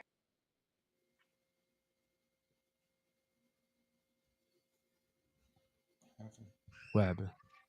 Go ahead. I don't know what's going on. Yeah, no, I keep jumping in and out. Who is that? That's so strange. That is Jimbo in studio with us. Yeah. Comments. That is Meghan Hall from the Indy Intercept on the screen. You know what we might do? Let's do this. How about this? DM. This is not me. I'm not trying to slide in your DMs. But DM me the digits, and I'll bring you in vocally on the phone. I'll bring your voice in over the phone line, and then that way your video will stay up and stay muted. All right? Oh, there. We'll do it that way. So let me hook back up. This is what we had to do for money. I don't know why. Maybe Restream's dealing with its own issue. Oldest trick in the book. Oldest trick in the book. I should have been using this when I was single. I'm like, hey, you got a podcast. Just slide me your number, and I'll bring you on. That's the move. My wife need to bring the phone number back. My wife's gonna kill me. What? The phone number? Yeah, I should. Yeah, so we can have the caller in. Because I'm not giving my number out to everybody on the fucking. Yeah, call. Then they're gonna be like, hey, dumbass, you said we would win this week. Mm-hmm. I'm not dealing with that. Oh, yeah, no, wife would be hot. Lost video though. There we go. Yeah, it's okay. The video's fine. We don't need it. No, she's back on video. Somehow she's sideways, but she's back. Can you guys hear me? We can hear you. Yeah, we can hear you. So we're just gonna do this. We'll do this. We'll do that. All right. Stone Cold, you're not supposed to be up there. You're definitely not. Fucking A, Stone Cold. There we go. All right, let's go again. Meghan Hall with the Indy Intercept, ladies and gentlemen. How are you doing this evening? Yeah, now that I'm finally got audio, yeah, I'm doing well. I think we need to call Restream. You guys did it on purpose, so that's all right. I'll let y'all do that. Let y'all rock with that. Listen, Kenny man. She hasn't watched that episode. She hasn't? No. I actually said that. So obviously she's the managing editor over at Indy Intercept, as I told you guys, and I'm over here now with the Duval Drop Back. And we have a what is it? Slack, I guess is the platform they use. Yeah. Slack. So in Slack, I made a comment about the episode, and she said she hadn't even watched it. She won't watch it. Oh, I wouldn't watch it either. It's the funniest thing I've ever seen. It was pretty funny. When it comes, especially when it comes to like Hard Knocks, because it was like, the owners just. Jim Irsay was not. Yeah, he was. Oh, he was pissed. And then Kenny, was it Kenny Moore? His parents in the stands. Oh yes, that was the best part of the whole show. His mom. Yes. His mom. Yes. She. Kenny's mad. Kenny mad. I was like, she said, "Oh dear, this is the worst day ever." Yes, she was so sweet, bro. But it was so. Kenny mad. Yeah, it was pretty wild. Get that burn. Yeah, that was a wild game. But here we are, I guess not that far removed if you look at games in the middle. But week 2, and we are facing each other yet again here in Jacksonville, Florida. Before we get into the talks of the game, though, I'd like to let the people know a little more about you and what it is that you do. So how long have you been creating content for the Indianapolis Colts? So I've been creating content since about a month ago. There we go. But so to give you a little bit of background, so I actually am a content creator by day. That's what I do for professionally, but I've been writing NFL content since May. Okay. Started out with a little content called it's a daily content called the Morning After Huddle. And I write for a site called Murphy's Multiverse, which is an entertainment site. Right. They wanted to expand into the NFL. One of my buddies hit me up and was like, hey, you're always ranting about football, always ranting about Colts football, like come write. So I did. And then that kind of led me to more avenues. I've been hanging out in Twitter spaces all off season and just happened to start connecting with a bunch of women that also into football like I am. And really, I was scrolling Twitter one day and saw Stadium Rant and that they were looking for writers for the Indy Intercept and started writing. And after a couple of weeks, they were like, hey, we really like your writing. We really like the fact that you were, you're taking to this really well. Do you want to be managing editor? And what? I get to create content and talk about football? Please say less. Say less. Right. So that's what I'm doing now, and it's been a blast so far. And you have been somebody who I have gone to several times since taking over as the managing editor for the. There we go. I have your website up on the screen now for those listening. Here it is. So this is the Indy Intercept. But you've been somebody that I've gone to several times just to get information from, pick your brain, understand how this whole thing works, because it is very different. We have been running this show now for, 2 years, Jay? This is the third. We're going into our third season. Yeah. Really? Yeah, because we started during the pandemic. Yeah. Wow. It was the 2020 year. Okay. When Minshew was God. Minshew Lawrence. Yeah. Minshew Mills. No, that's not right. It's Gardner Minshew. Yeah. Gardner Mills. No. They're the same guy. I don't care. Anyway, Texas fans who are listening are pissed now. The same fucking guy. Hey, bro, one has a longer neck and a bigger arm. He beat him too. He beat him at home too. That's true. No, hey, listen. Minshew in 2020 versus the Colts made me 110% believe everything I said that offseason about him being the best quarterback to ever put on a Jaguars uniform. He was going crazy. Bro threw 2 incomplete passes the whole fucking game, had a perfect quarterback rating, and threw 3 touchdowns. I could not fucking believe it. He was going crazy against the Colts, bro. That was crazy. Like, let's go. Minshew magic. But as you guys see here, the Indy Intercept page, man. So go on by, give it a read. She does a great job over there. And that was the debut of James Robinson. It really, yes, absolutely. And so for Jags fans, we were shocked because release of Leonard Fournette came and nobody was expecting it. We heard the trade rumors, and those of us who know football were like, no fucking way. You're not trading your leading rusher. It's no secret. Running the ball in Jacksonville has been abysmal since 2011, the last time we had a 1,000-yard rusher with Maurice Jones-Drew. We've gone through guys really been that long? It really was. Yeah. 2011. Y'all are starving. Exactly. So when we get Leonard Fournette, which is odd to me that some Jaguar fans still despise the pick. And I think it's because you look in hindsight and go, well, we could have got him or we could have got him. But Leonard Fournette was the first 1,000-yard rusher we had. He saved us from the likes of Toby Gerhart. Yeah. He saved us from the likes of Denard Robinson. When Blake Bortles is your leading rusher, that's an issue. Blake Bortles was the leading rusher. So the boat. That's all we had, bro. He was bootleg out of there. Though, it clearly wasn't Leonard. That wasn't the issue. No. He's now Lenny Lombardi. So exactly. And I loved Leonard Fournette, and it definitely that was one of those. It hurt, but then we saw James Robinson, and it hurt less. It hurt less. But moving on, we have now the opportunity to face the Colts at home in week 2. Is it better for you as a Colts fan? Do you look at this and go, well, at least it's not the end of the year? Like, do you like the end of the year game against Jacksonville in Jacksonville? Do you prefer it early? How do you feel about the timing of the game? The timing actually doesn't really matter to me either way, because I felt like this, like at the end of last season, like we already didn't deserve to make the playoffs in my eyes. We couldn't handle business with the Raiders, and then at this point, if you need to beat the Jags to get in the playoffs, at that point, I think the Jags were 2-14.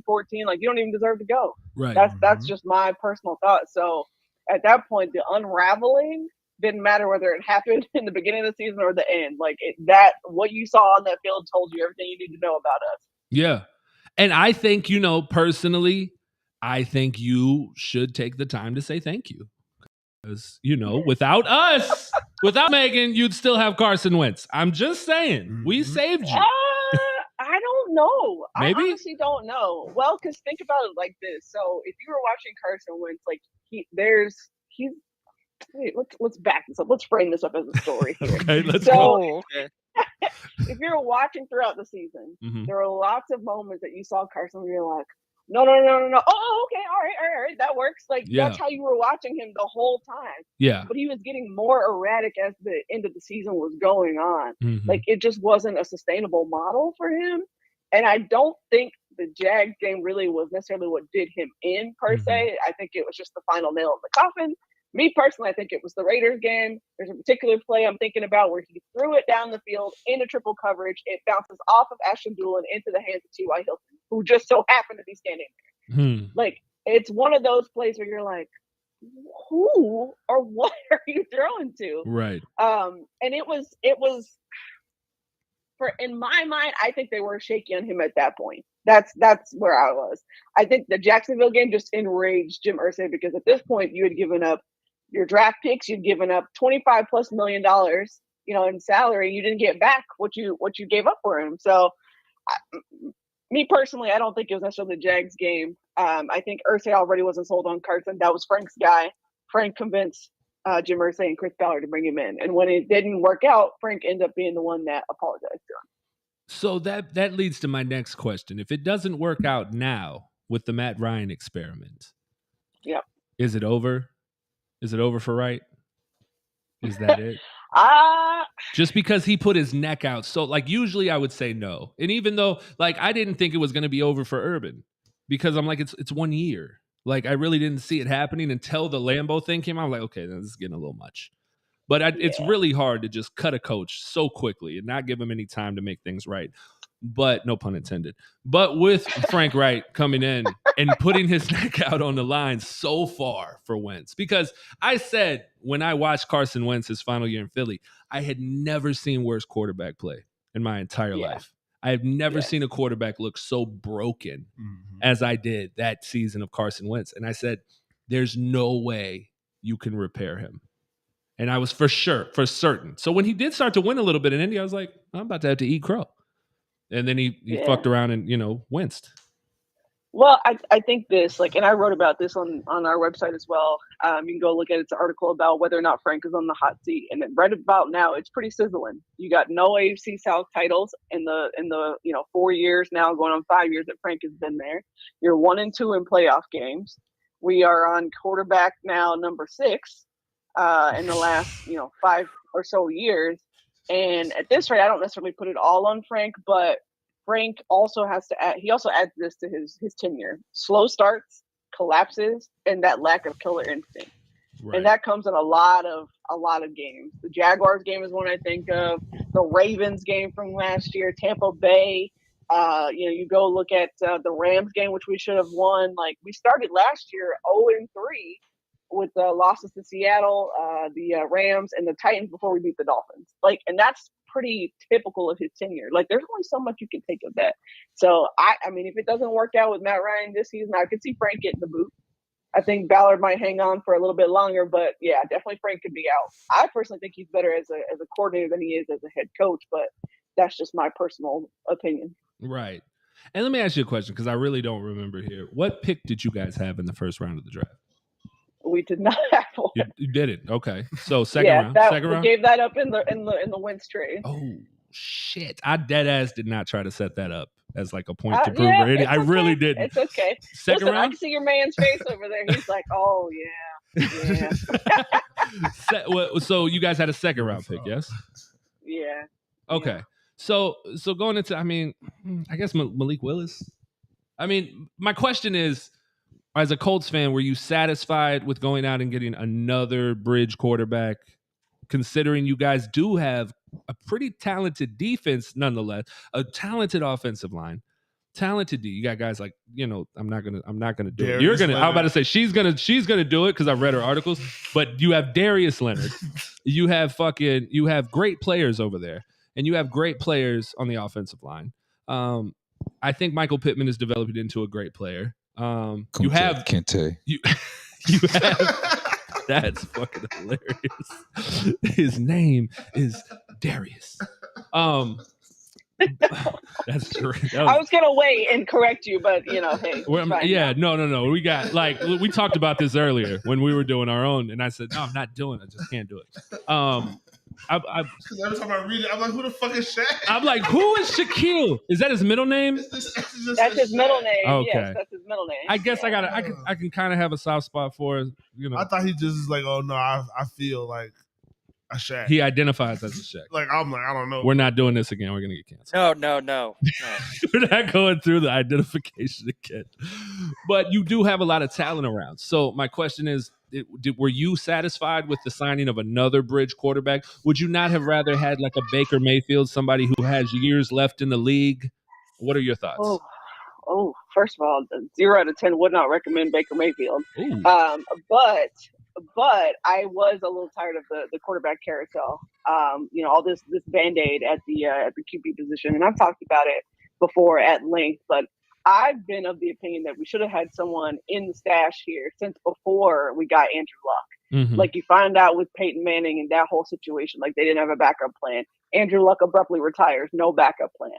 And since then we've been band-aiding it to the point where it was like we'd call Phillip Rivers up off his couch and was like, hey, you bored? You want to come play? Great. Come on. Right. That's basically what happened. Yeah. So, and you then know what the Frank's problem is? Well, okay, that didn't really work out. Phillip retires. He's like, hey, I got a guy. Right. I know a guy. You already missed out on Matthew Stafford, who said he was interested in Indy, but Indy wasn't interested in him at the time, which just blows my mind. Frank comes up and is like, hey, I know a guy. And that's how we end up with Carson. So at this point, I'm like, listen, whatever the answer is going to be, please figure it out because we are tired. Yeah. Yeah, but you know what the problem is? What's that? The problem is you are really fucking high. No. No. Check me out. The problem is that they're so good, they're bad, right? So they don't get good draft position anyway to get that guy. Right. You know what I'm saying? They're always 20s, that mid area. They're Ballard's he's not gonna jump up for anybody either. Right. Like they would have to be at a once in a lifetime generational QB for him to jump up into the first round. And if that guy was there, then typically the team at the bottom of the draft needs him. Right. So they're not trading you. Right. There's nothing you could give up. And if you did, you would have to give up so many pieces that you wouldn't be who you are now. So it's a catch-22 in that situation. But to what you just said, that's exactly what Mike Tomlin said, when he saw Chase Young. They talk about that. He walked up to Chase Young and he said, man, I'll never be able to draft a player like you because I don't lose enough. Mm-hmm. And it's a true statement. I mean, Indy has been in that, probably that 10 to 12 win range for forever now, outside of the Andrew Luck gone, Jacoby Brissett time. I mean, even last year was 9 wins, so right around there. So it still would have had you what was that pick going to be before you traded it? What, 19? Probably somewhere in that range. It would have been bottom half. Yeah, so it's troublesome because I looked at it. I mean, and I've being in Jacksonville, being a fan of the Jaguars, being somebody who knows the importance of having a quarterback and lacking one and what that does to your franchise. Atlanta, I thought waited too long.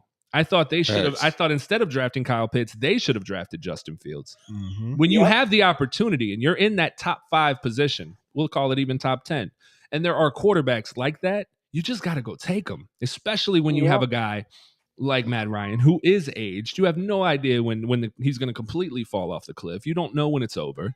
And the way these guys are retiring now, I mean, it's whenever the fuck they feel like it. They just wake up and they're like, I'm done, bro. I think, hey, the $200 million I made, man, you know, that was really good. Like, right. It's like calling out of work, bro. They pick up the phone, they do it with a text. It's like, sup, dog, not coming in. Like, bro, that's the way it is. I mean, Atlanta did a luxury pick for Kyle Pitts, right? Like that's all that was, which is wild to me because Justin Fields was sitting right there. He's homegrown. Right. He's literally from Kennesaw, which is right outside of Atlanta. Like homegrown. Talk. I was screaming it. I was screaming it. Look good in that red and black. Wouldn't have to be dealing with no damn wet fields and shit. Man. Who are you telling? Now you up in cold ass Chicago. You could have been in hot Atlanta. Now he in cold ass Chicago. Listen, I was out there. The traffic is horrendous. Horrible. You don't want to drive there. And I mean, he is going to get a new stadium. I guess there's that. Yeah. But shit, Atlanta got a new stadium.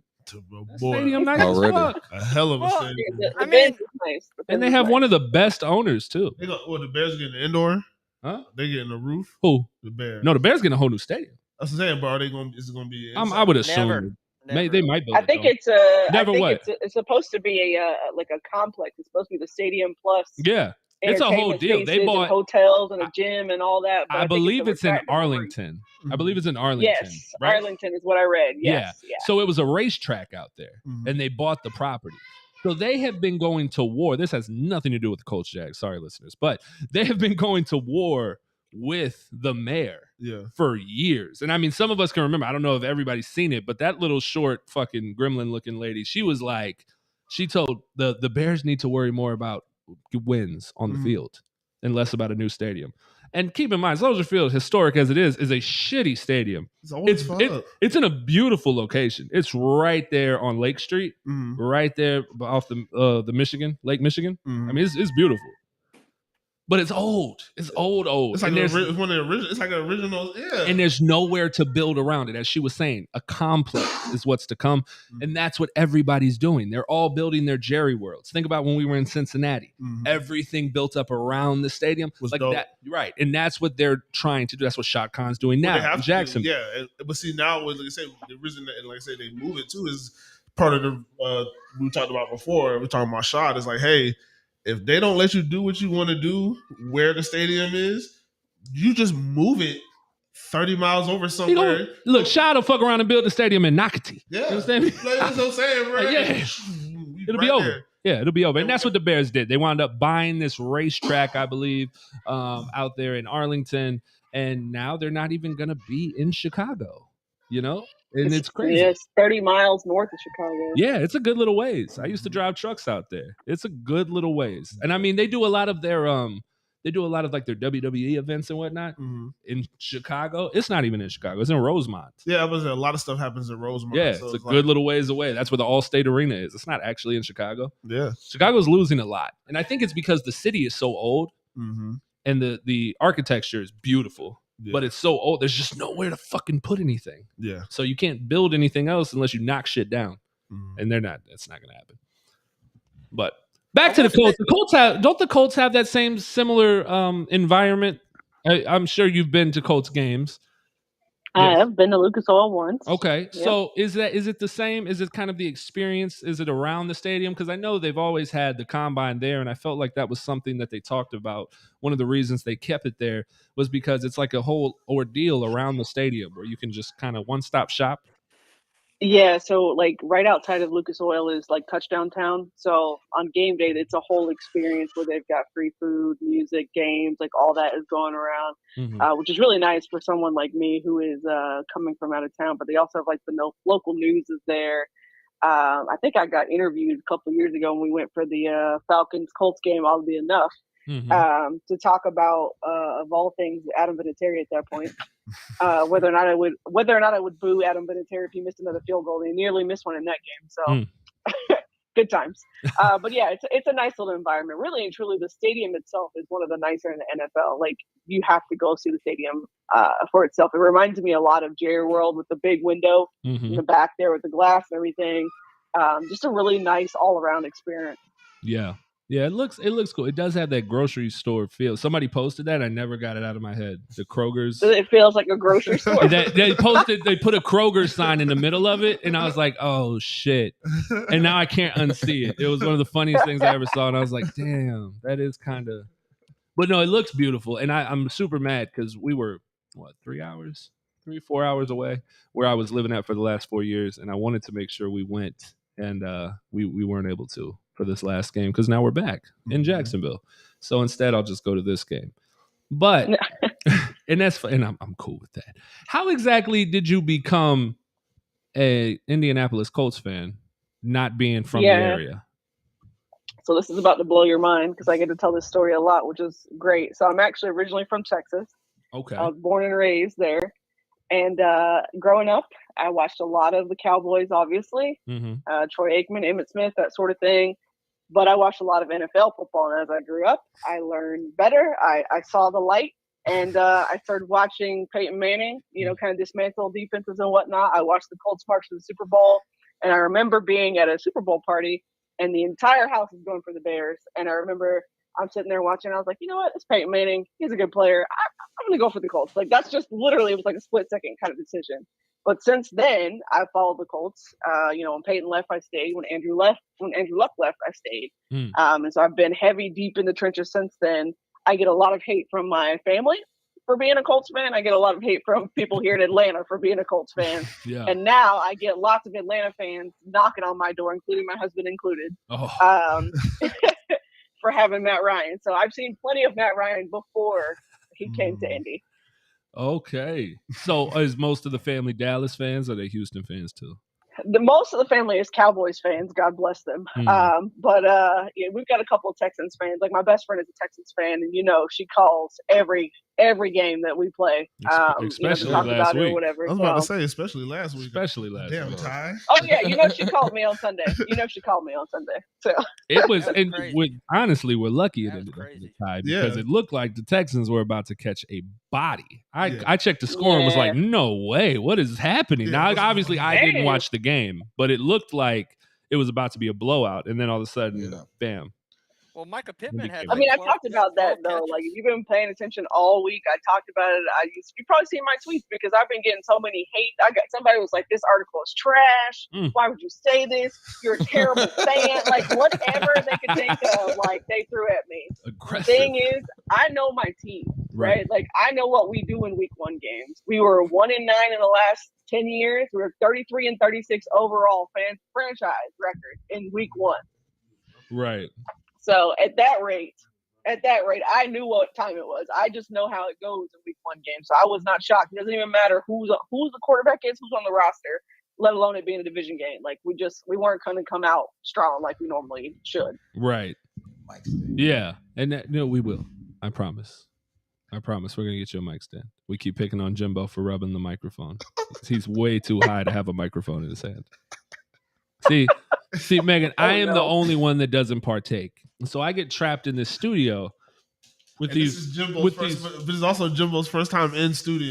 Second. Well, he was here for the post game. He was here for the post game, but then he was a couple times ago back when we were at your house. But this is Week 1, rookie. This is basically what he just said. Listen. Before we get into the game, Jimbo was here to watch the game last weekend in studio. We watched it out here, and Jimbo, they went to pass Jimbo a blunt, and he looked like, another one? What? No, I'm okay. I don't want this. Like, keep it away. And he passes it to somebody else, and then somebody passes him another blunt, and he's just looking like, what the fuck? It looked like he hadn't been that high since we was kids, yo. Like, he was looking at the blunt like, why? Why would somebody do this? Hey, bro, that's what they be call. That's what they cause, bro. That's what the Jaguars cause. They cause that level of smoke, bro. They be, Bro, I'm trying to concentrate on the game. That's a stress. No. Watching the Jaguars is a stressor in my life. Absolutely. No, so us and them says haters gonna hate. Keep writing, Megan. Shout out to us and them. Yeah, I appreciate that. I appreciate that. I wasn't shocked though. I knew what it was. I darn near predicted the score too. That's how good I know my team. So I predicted the missed field goal. So jeez. Well, let's talk about your predictions for this week. Bro, Blankenship. No, that hurt my heart. Specs getting cut like that. He reminds me that was Buddy off of Sandlot. Mm-hmm. Like, yeah. Oh, no, shit. you Yeah, don't yeah, cut it Buddy was. off Sandlot. Forever. oh my god. He finna be. Not all we need now is Wendy Peppercorn. That's all we need. it. I'm telling you. That's it. So, did you see the picture of him? So, first of all, shout out to the dickhead that took the picture. That shit was not cool, bro. They took a picture of him at a fucking random athletic field kicking field goals. It's just him, and the picture, it's him staring down at a bunch of balls at his feet in just like full get up, bro. He's in full fucking tards. Yeah. Like, and he's just looking down like, and he just looks so fucking sad, bro. He just got cut.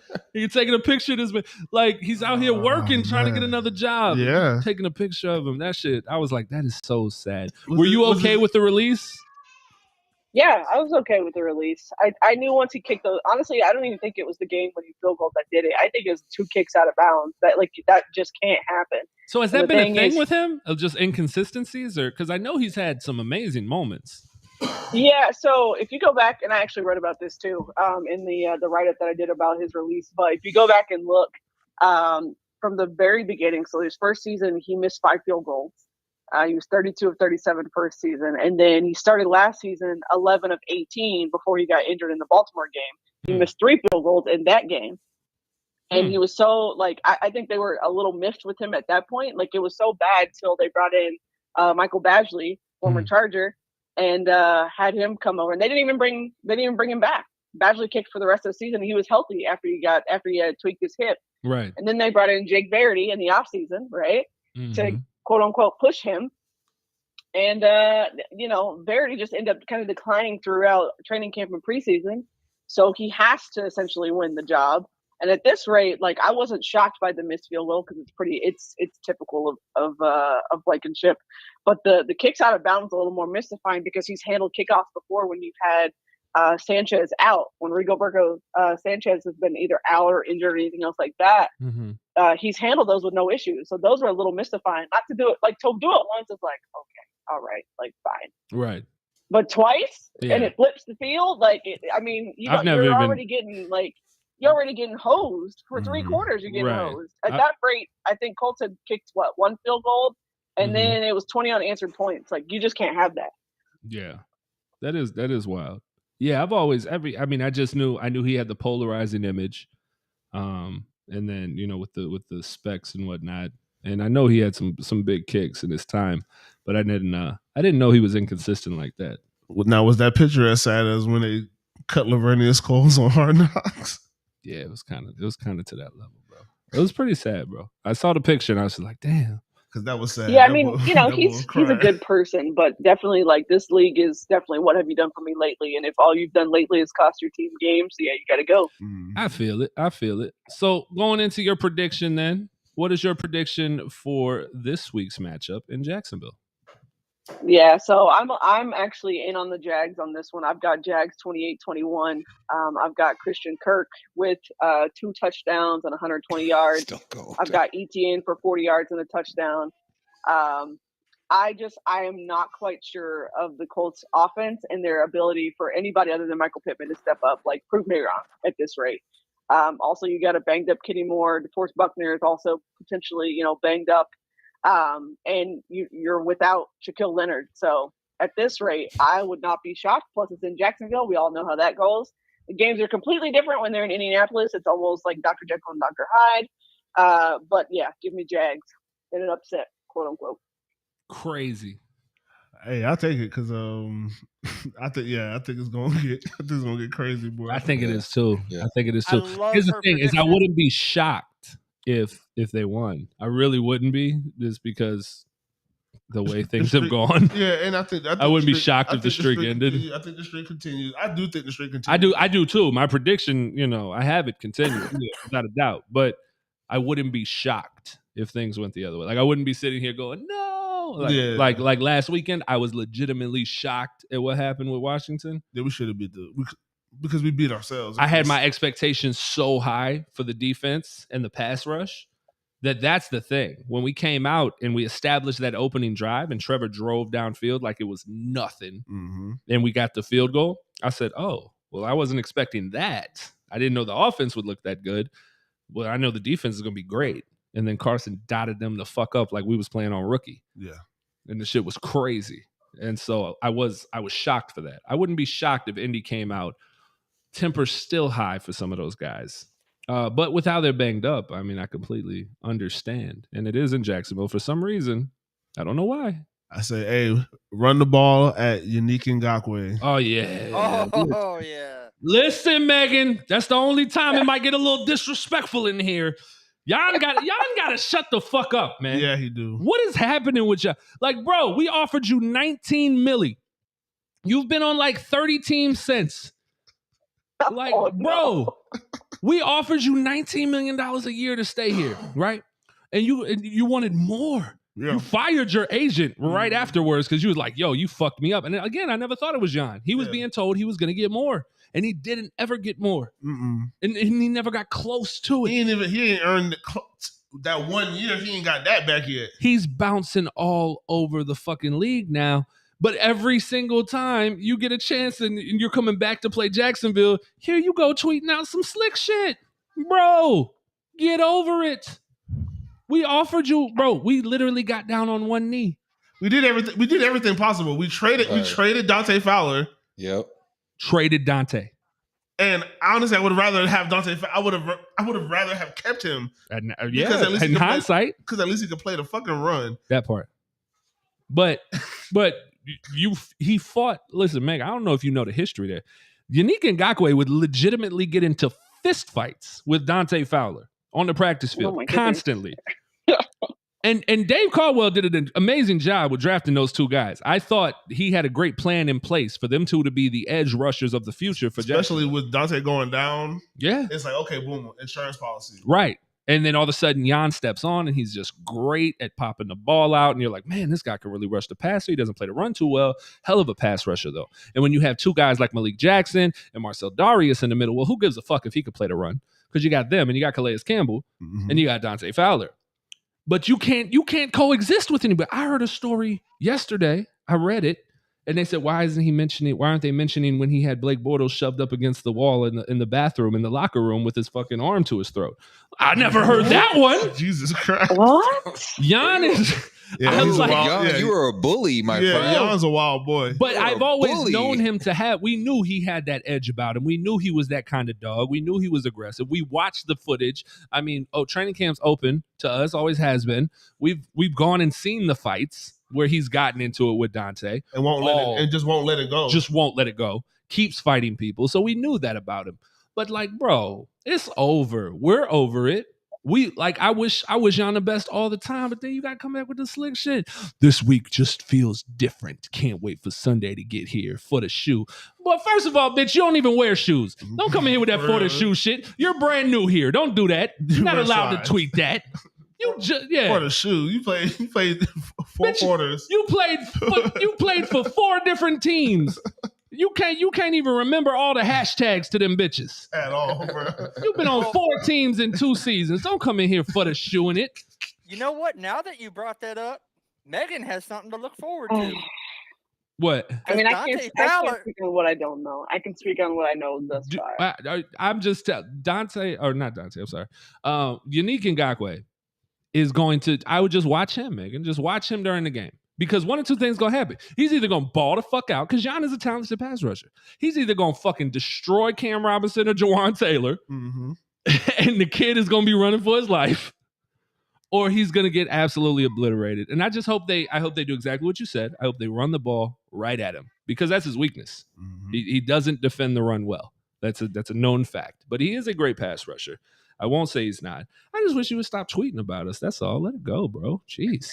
I mean, I thought it was a pretty tame tweet. Like, I didn't think it was too much, but I mean, you know I'm not why? a Jags It's fan, because you don't know him. That's what it is. Yeah, you I'm about to say. You know what I'm saying? We got the history. That's all. He got into a full out Twitter battle with Tony Khan. Yeah, like a full out Twitter beef. Like right before he got traded, like he got into a full out Twitter beef with with the owner. Like, what are you talking? Like, what, I don't just. This is what he does. He goes to Twitter and he does these cryptic tweets, but he does that type of shit every time he's playing. There's always a meaning behind it. Oh, everything. Right. And then he does what he just did and says, "Oh, people reading too much into my tweets. Not my job to defend them." You know what the fuck you doing, Kevin Durant Jr. Don't come in here. You need a burner account is what you need. That's what you need. Because you can't help yourself, bro. You get into these Twitter spats. Now he just blocks people. Good for him. That's why I don't get disrespectful. It's his Twitter. He can do whatever he wants. Do whatever he wants. But yeah, it's just mind blowing to me. But no, what I was gonna say for Meghan is, since her family and everything is Cowboy fans, I mean, like I said, I can't speak on what I don't know. But what I do know, what I've seen at least on Twitter, is he's kind of cemented himself in the indie community, at least the little bit of time that he's been here. So that's at least good to see from him. Great human, absolutely great human. I don't have anything negative to say about him as a human because he came from nothing, and he works, and he's a chip on the shoulder workhorse kind of guy. That's why we loved him. Yeah, and that's why the entire stadium. So I don't know if you remember this, Meghan. The last game of his tenure here in Jacksonville was a blowout win at home against you guys. Jacoby Brissett at quarterback, and he annihilated him. Jan had three. I mean, I'm going off of memory here. Haven't looked at the numbers, but I believe he had 3 sacks, 1 forced fumble. I mean, he had a huge day. The entire stadium is chanting, "Pay Jan, pay Jan, pay Jan." We loved you, bro. Mm-hmm. Don't shoot shots on us at Twitter. Bro, don't do that. Calm down. We loved you, my guy. We wanted you to get paid. Just a salty ex, bro. That's what it feels like. It's a petty ex. That's all it is. That's the only thing that I can receive from what he does. Just a petty. It reminds me. It sounds like the Freddie Freeman situation. That's exactly what it sounds like. Where it's hey, he wants more money, and you guys are nah. Yeah. And he's like, okay. Well, I think what it came down to was years, if I remember correctly. Obviously, that's what the Freddie situation came down to. Was years. He wanted 6 years, and AA was like, "No, we can give you 5." Yeah. See, they wanted to give him 3, and he wanted 5, I believe it was, and it was $19 million a year, and his guaranteed was 50 something. Yeah. And this is back in 19, so that's a that number's way high for then. I mean, he was going to get paid like a top 5 pass rusher. And it makes me wonder, what his agent told him. He said he was going to get more on the open market. That was the whole thing. That's what it sounds like. He literally fired his agent after he didn't get more because he went to Minnesota. We traded him to Minnesota, and then he wasn't able to get that much. And then he fired his agent. Yeah, and then he got traded to Baltimore. Yeah. Right after. Then he got traded to Baltimore, and then he found his way to the Vegas. Yeah. Which he was like, I've always felt like a Raider my whole. That's why I say don't stop that for the shoe shit, because you was just over there in Vegas, bitch. You was just over there in Vegas. Yes, dog. You know what I'm saying? First of all, he's from Maryland. I was born to play in black and silver. Right. You're from the DMV. You got to play in Baltimore. Your own city didn't want you in that bitch. Then you go to bro goes to fucking Vegas, and he's like, I've always felt like a Raider my whole life. I'm finally home in the teal or the goddamn silver and black. And they don't want your ass. Now you over here in Indianapolis, you talking about for the shoes. Bitch, are you blood or Crip, my guy? I don't think it was necessarily so much that Vegas didn't want him, but you also have to think the Colts needed pass rush. They didn't have one. So it was way easier to trade a developing corner in Rock Yassin and get Yannick that way. It was actually a win-win for both teams. I don't think it was so, at least in my mind, I don't think it was so much that they didn't want him. But it was like, hey, we need a corner. You need pass rush. Let's swap. Right. And it was, it's pretty even. Yeah. No, listen, I've literally been in situations like that. I'm dating you. You're attractive. You do everything well. It's okay. But then she comes along. Her butt's bigger. She does things better. And I leave you for her. That's all it is. No. It's the same thing. Oh, no. That's all they did. That's all they did. Because listen, if Jan, that is quite an analogy. If Jan was making a sandwich afterwards, like he's supposed to, then they're gonna go ahead and keep him. You keep her, but you didn't want to make the sandwich, so all right, fine. You go get the towel, and I'll find somebody else to make the sandwich. How about that? That's how it is. But going back to the game, you gave your prediction. So you think the streak continues? Yep. Do you think that there's, what is it? Is it psychological when it comes to this matchup? Like why you guys can't seem to get over the hump in Jacksonville? To be honest with you, I'm not sure what it is. I really don't. I can't. There's nothing in me that says any indication. I think a lot of it has to do with the fact that, and I say this all the time, I think I wrote this too, but Jacksonville plays some of its best ball when they play the Colts. Like it typically, at least in Jacksonville, Always. maybe it's the home field advantage or whatever else, right? Like all the way back to the games Peyton in Manning Indianapolis days are way different. Yes. Right? Like they look like a completely different team. And so does Jacksonville. Jacksonville looks like a completely different team when they're in Indianapolis. I don't know if it's just like, hey, literally home field advantage, but in my mind, like this should be a game that you should win without question. But the Colts just can't seem to get it together. Yeah. It's weird. It is weird. It's but real weird. But it's the division rival thing, I think, because go back to the first game, the Indy game. What was the final? Do you have that, Megan? I don't know. In Indy, hold on. It wasn't bad. See, I'll take a split in every year as long as we don't get swept. Right. You know what I'm saying? Like, we almost won that first one. Yeah, so it was 28-14 in Indy. Right. And the thing is Jonathan Taylor had one run that entire game. And I believe it was like an 86-yard run. I'm going strictly off of memory here, but I know he only had one run, and that put him at that 100-yard mark, just over it, I believe. Mm-hmm. And then he capped off the final drive that put the game out of reach for us. There was another game after that. I think the November game from 21 that was 23-17 right in Indy. Yes. And then I think the one in Jacksonville was 26-11. Yes.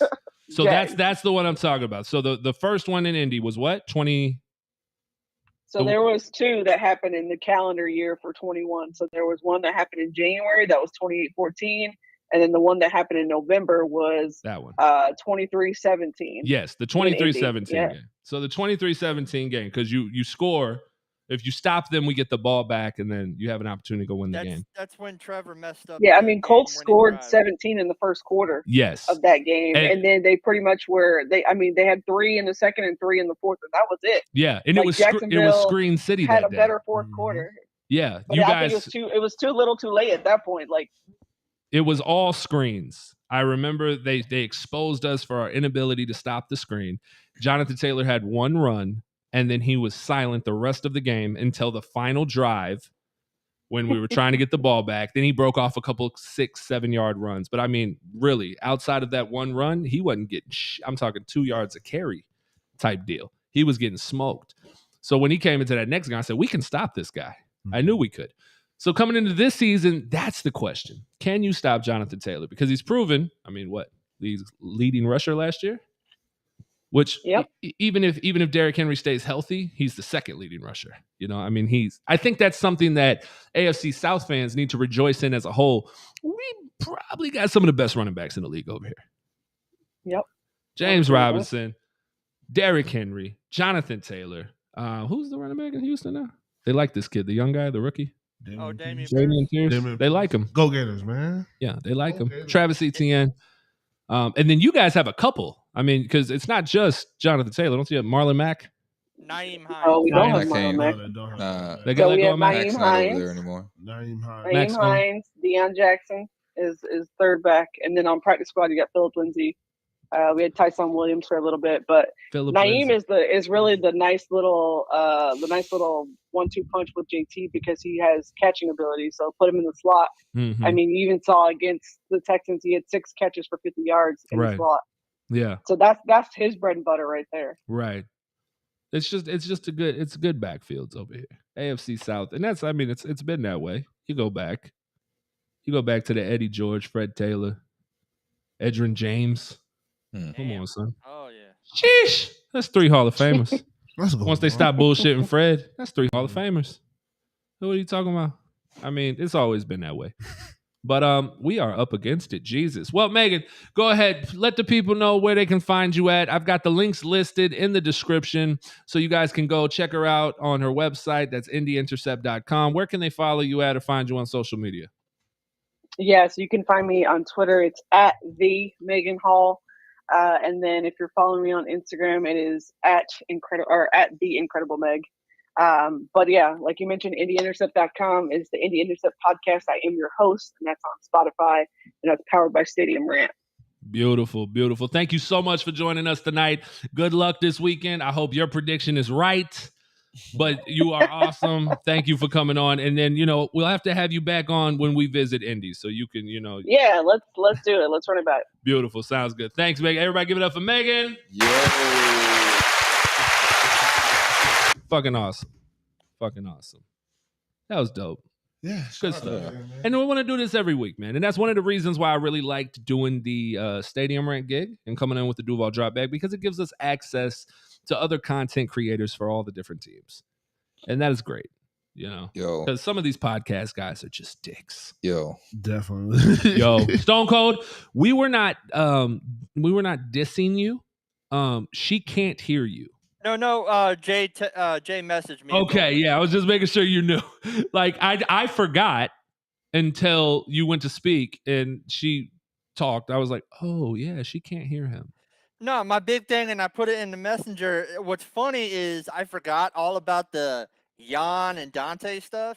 Mm-hmm. We play the NFC East. Dante plays on Dallas. Yeah. But the thing is Dante's come back plenty of times. Dante's come back and played Jacksonville. Mm-hmm. He played for Atlanta. Yeah. Played for the Rams. He played for the Rams. Like, he's played us. And Dante has never gone on Twitter and done the type of shit Jan has. He's never been like that. And Dante is the irresponsible, throw your groceries in the lake, slap you and break your glasses, watch my baby mama and another girl fight in the hallway guy. Mm-hmm. But I loved her. I loved her prediction for Christian Kirk because I have him on my fantasy team. I loved it. Yeah. Well, she said, somebody mentioned Kenny Moore is banged up. He's hurting. And now he has to go out here and face off against Christian Kirk. And she commented on that and said, that's exactly why I have Kirk going for 120 yards and 2 touchdowns. And I think that if that happens, I will start to come on this show and tell all of you Christian Kirk haters, you not a number one receiver haters, I'm going to start it early and start talking shit to y'all, because Christian Kirk came out in his first game, puts up 100 yards. And people were talking about, well, he's not a 1,000-yard receiver. He hasn't never gotten 1,000 yards. He's come pretty fucking close. For not being the main fucking piece. Mm-hmm. I think he was like 30 yards short of 1,000 yards last year. Exactly. So let's get to our predictions. Oh, yeah. If he could have got that teddy. Stayed up. Just stay on your feet. Don't lean. So I do that. I do a drill with my son because I don't know if he's going to be a D-end or a tight end or a quarterback, whatever. Mm-hmm. But I do a drill where I make him stand about 15 yards away with his back to me, and he peeks over the right shoulder, and he pumps his arms like he's running, and I throw a bucket ball. Mm-hmm. And then sometimes I put it a little too far, so he has to lean out to get it, and he falls. I say, control your body. Control your body. Control your body. Trying to get him to be able to make that snag without falling.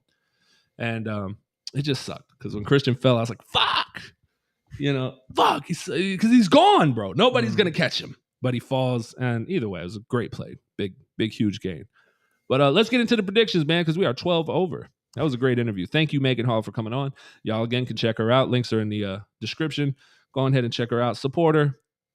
Show her some love. She was a great interview. What do you got, Stone Cold?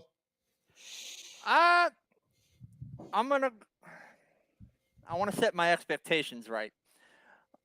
I'm going to go with 27-17. Fair enough. 27-17. Fair enough. 27-17. What do you got, Jimbo? That's two field goals for us and 3 touchdowns. Mm-hmm. I'm just going to be super optimistic. 26-10. Let's go. 26-10. Remember these, because I still have to tweet this out. 26-10, baby. Oh, you know what? I can just look here for this. What about you, Jay? Jay's going to lowball it. Nah, bro. 28-14 Jazz. Ooh. All right, here we go. Remember, I got to tweet this out so we're locked in, so we can always look back. So one more. Hold on. It was goddamn Stone Cold He was 27-17. Was 27-17 Jags. Mm-hmm. And then at Twitterless Jimbo. You should make that for me. Yeah. Is 26-10. 26-10 Jags. And then at I don't even want to say this. It makes me want to say pause afterwards. It is hilarious. At Dangly Thing Wrangler. What?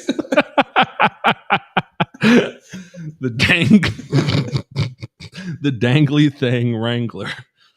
My Twitter? It was to hit the little dangly thing that sits in the back of her throat. Yeah, bro. Yeah, the Dangly Thing Wrangler. What was your prediction? 28-14. Yeah, bro. I thought it was clever. That's hilarious. Yeah, bro. I think I'm fucking hilarious, bro. It used to be You know, I actually did the math. If James Robinson stays at about 60, what was the 60 yards Yeah. per game, he's going to have over 1,100 yards at the end of the year. Oh yeah, he's about to have a big year. What was your old one? What were you saying? Your old Twitter? It used to be the Black Pacey Witter. Jesus. You used to watch Dawson Creek? Yes. Yeah, bro. Unfortunately, we did not get Money Mike's. But He said he was going Jags. That's all he said. Yeah. He did say that. I didn't get a score. My prediction, as shown in the article on the Indy Intercept that you can see. Daniel Holmes, you think both of these teams could score 30 points? Yeah. I've got the Jaguars winning 34-17. Ooh. Yeah. Ooh. Yeah. I said my expectations. Well, you got to think about. I'm looking back at home, bro. I'm looking back at home, or I'm looking back at last week rather, last year. I'm sorry, and I'm going, bro. Look what we were able to do with that team and that play calling. Like, I expect us to be able to do so much more, and I expect the correctable mistakes to be corrected. Yeah. And if you give us those 17 points with our 22 points, it's a whole different ball game. Right. So that's the reason. Well, technically it's 14 because we got 3 out of one of those 7s. Yeah, but then we got the missed kick. Mm-hmm. The missed kick. He doinked the bar. Yeah. Right. Let me title this right. Week 2 score prediction thread. Beautiful, man. So what's the chat saying? Devon Cleveland says 31-14. I'm guessing Jags definitely. And then like I said, Holmes say 34-31 Colts.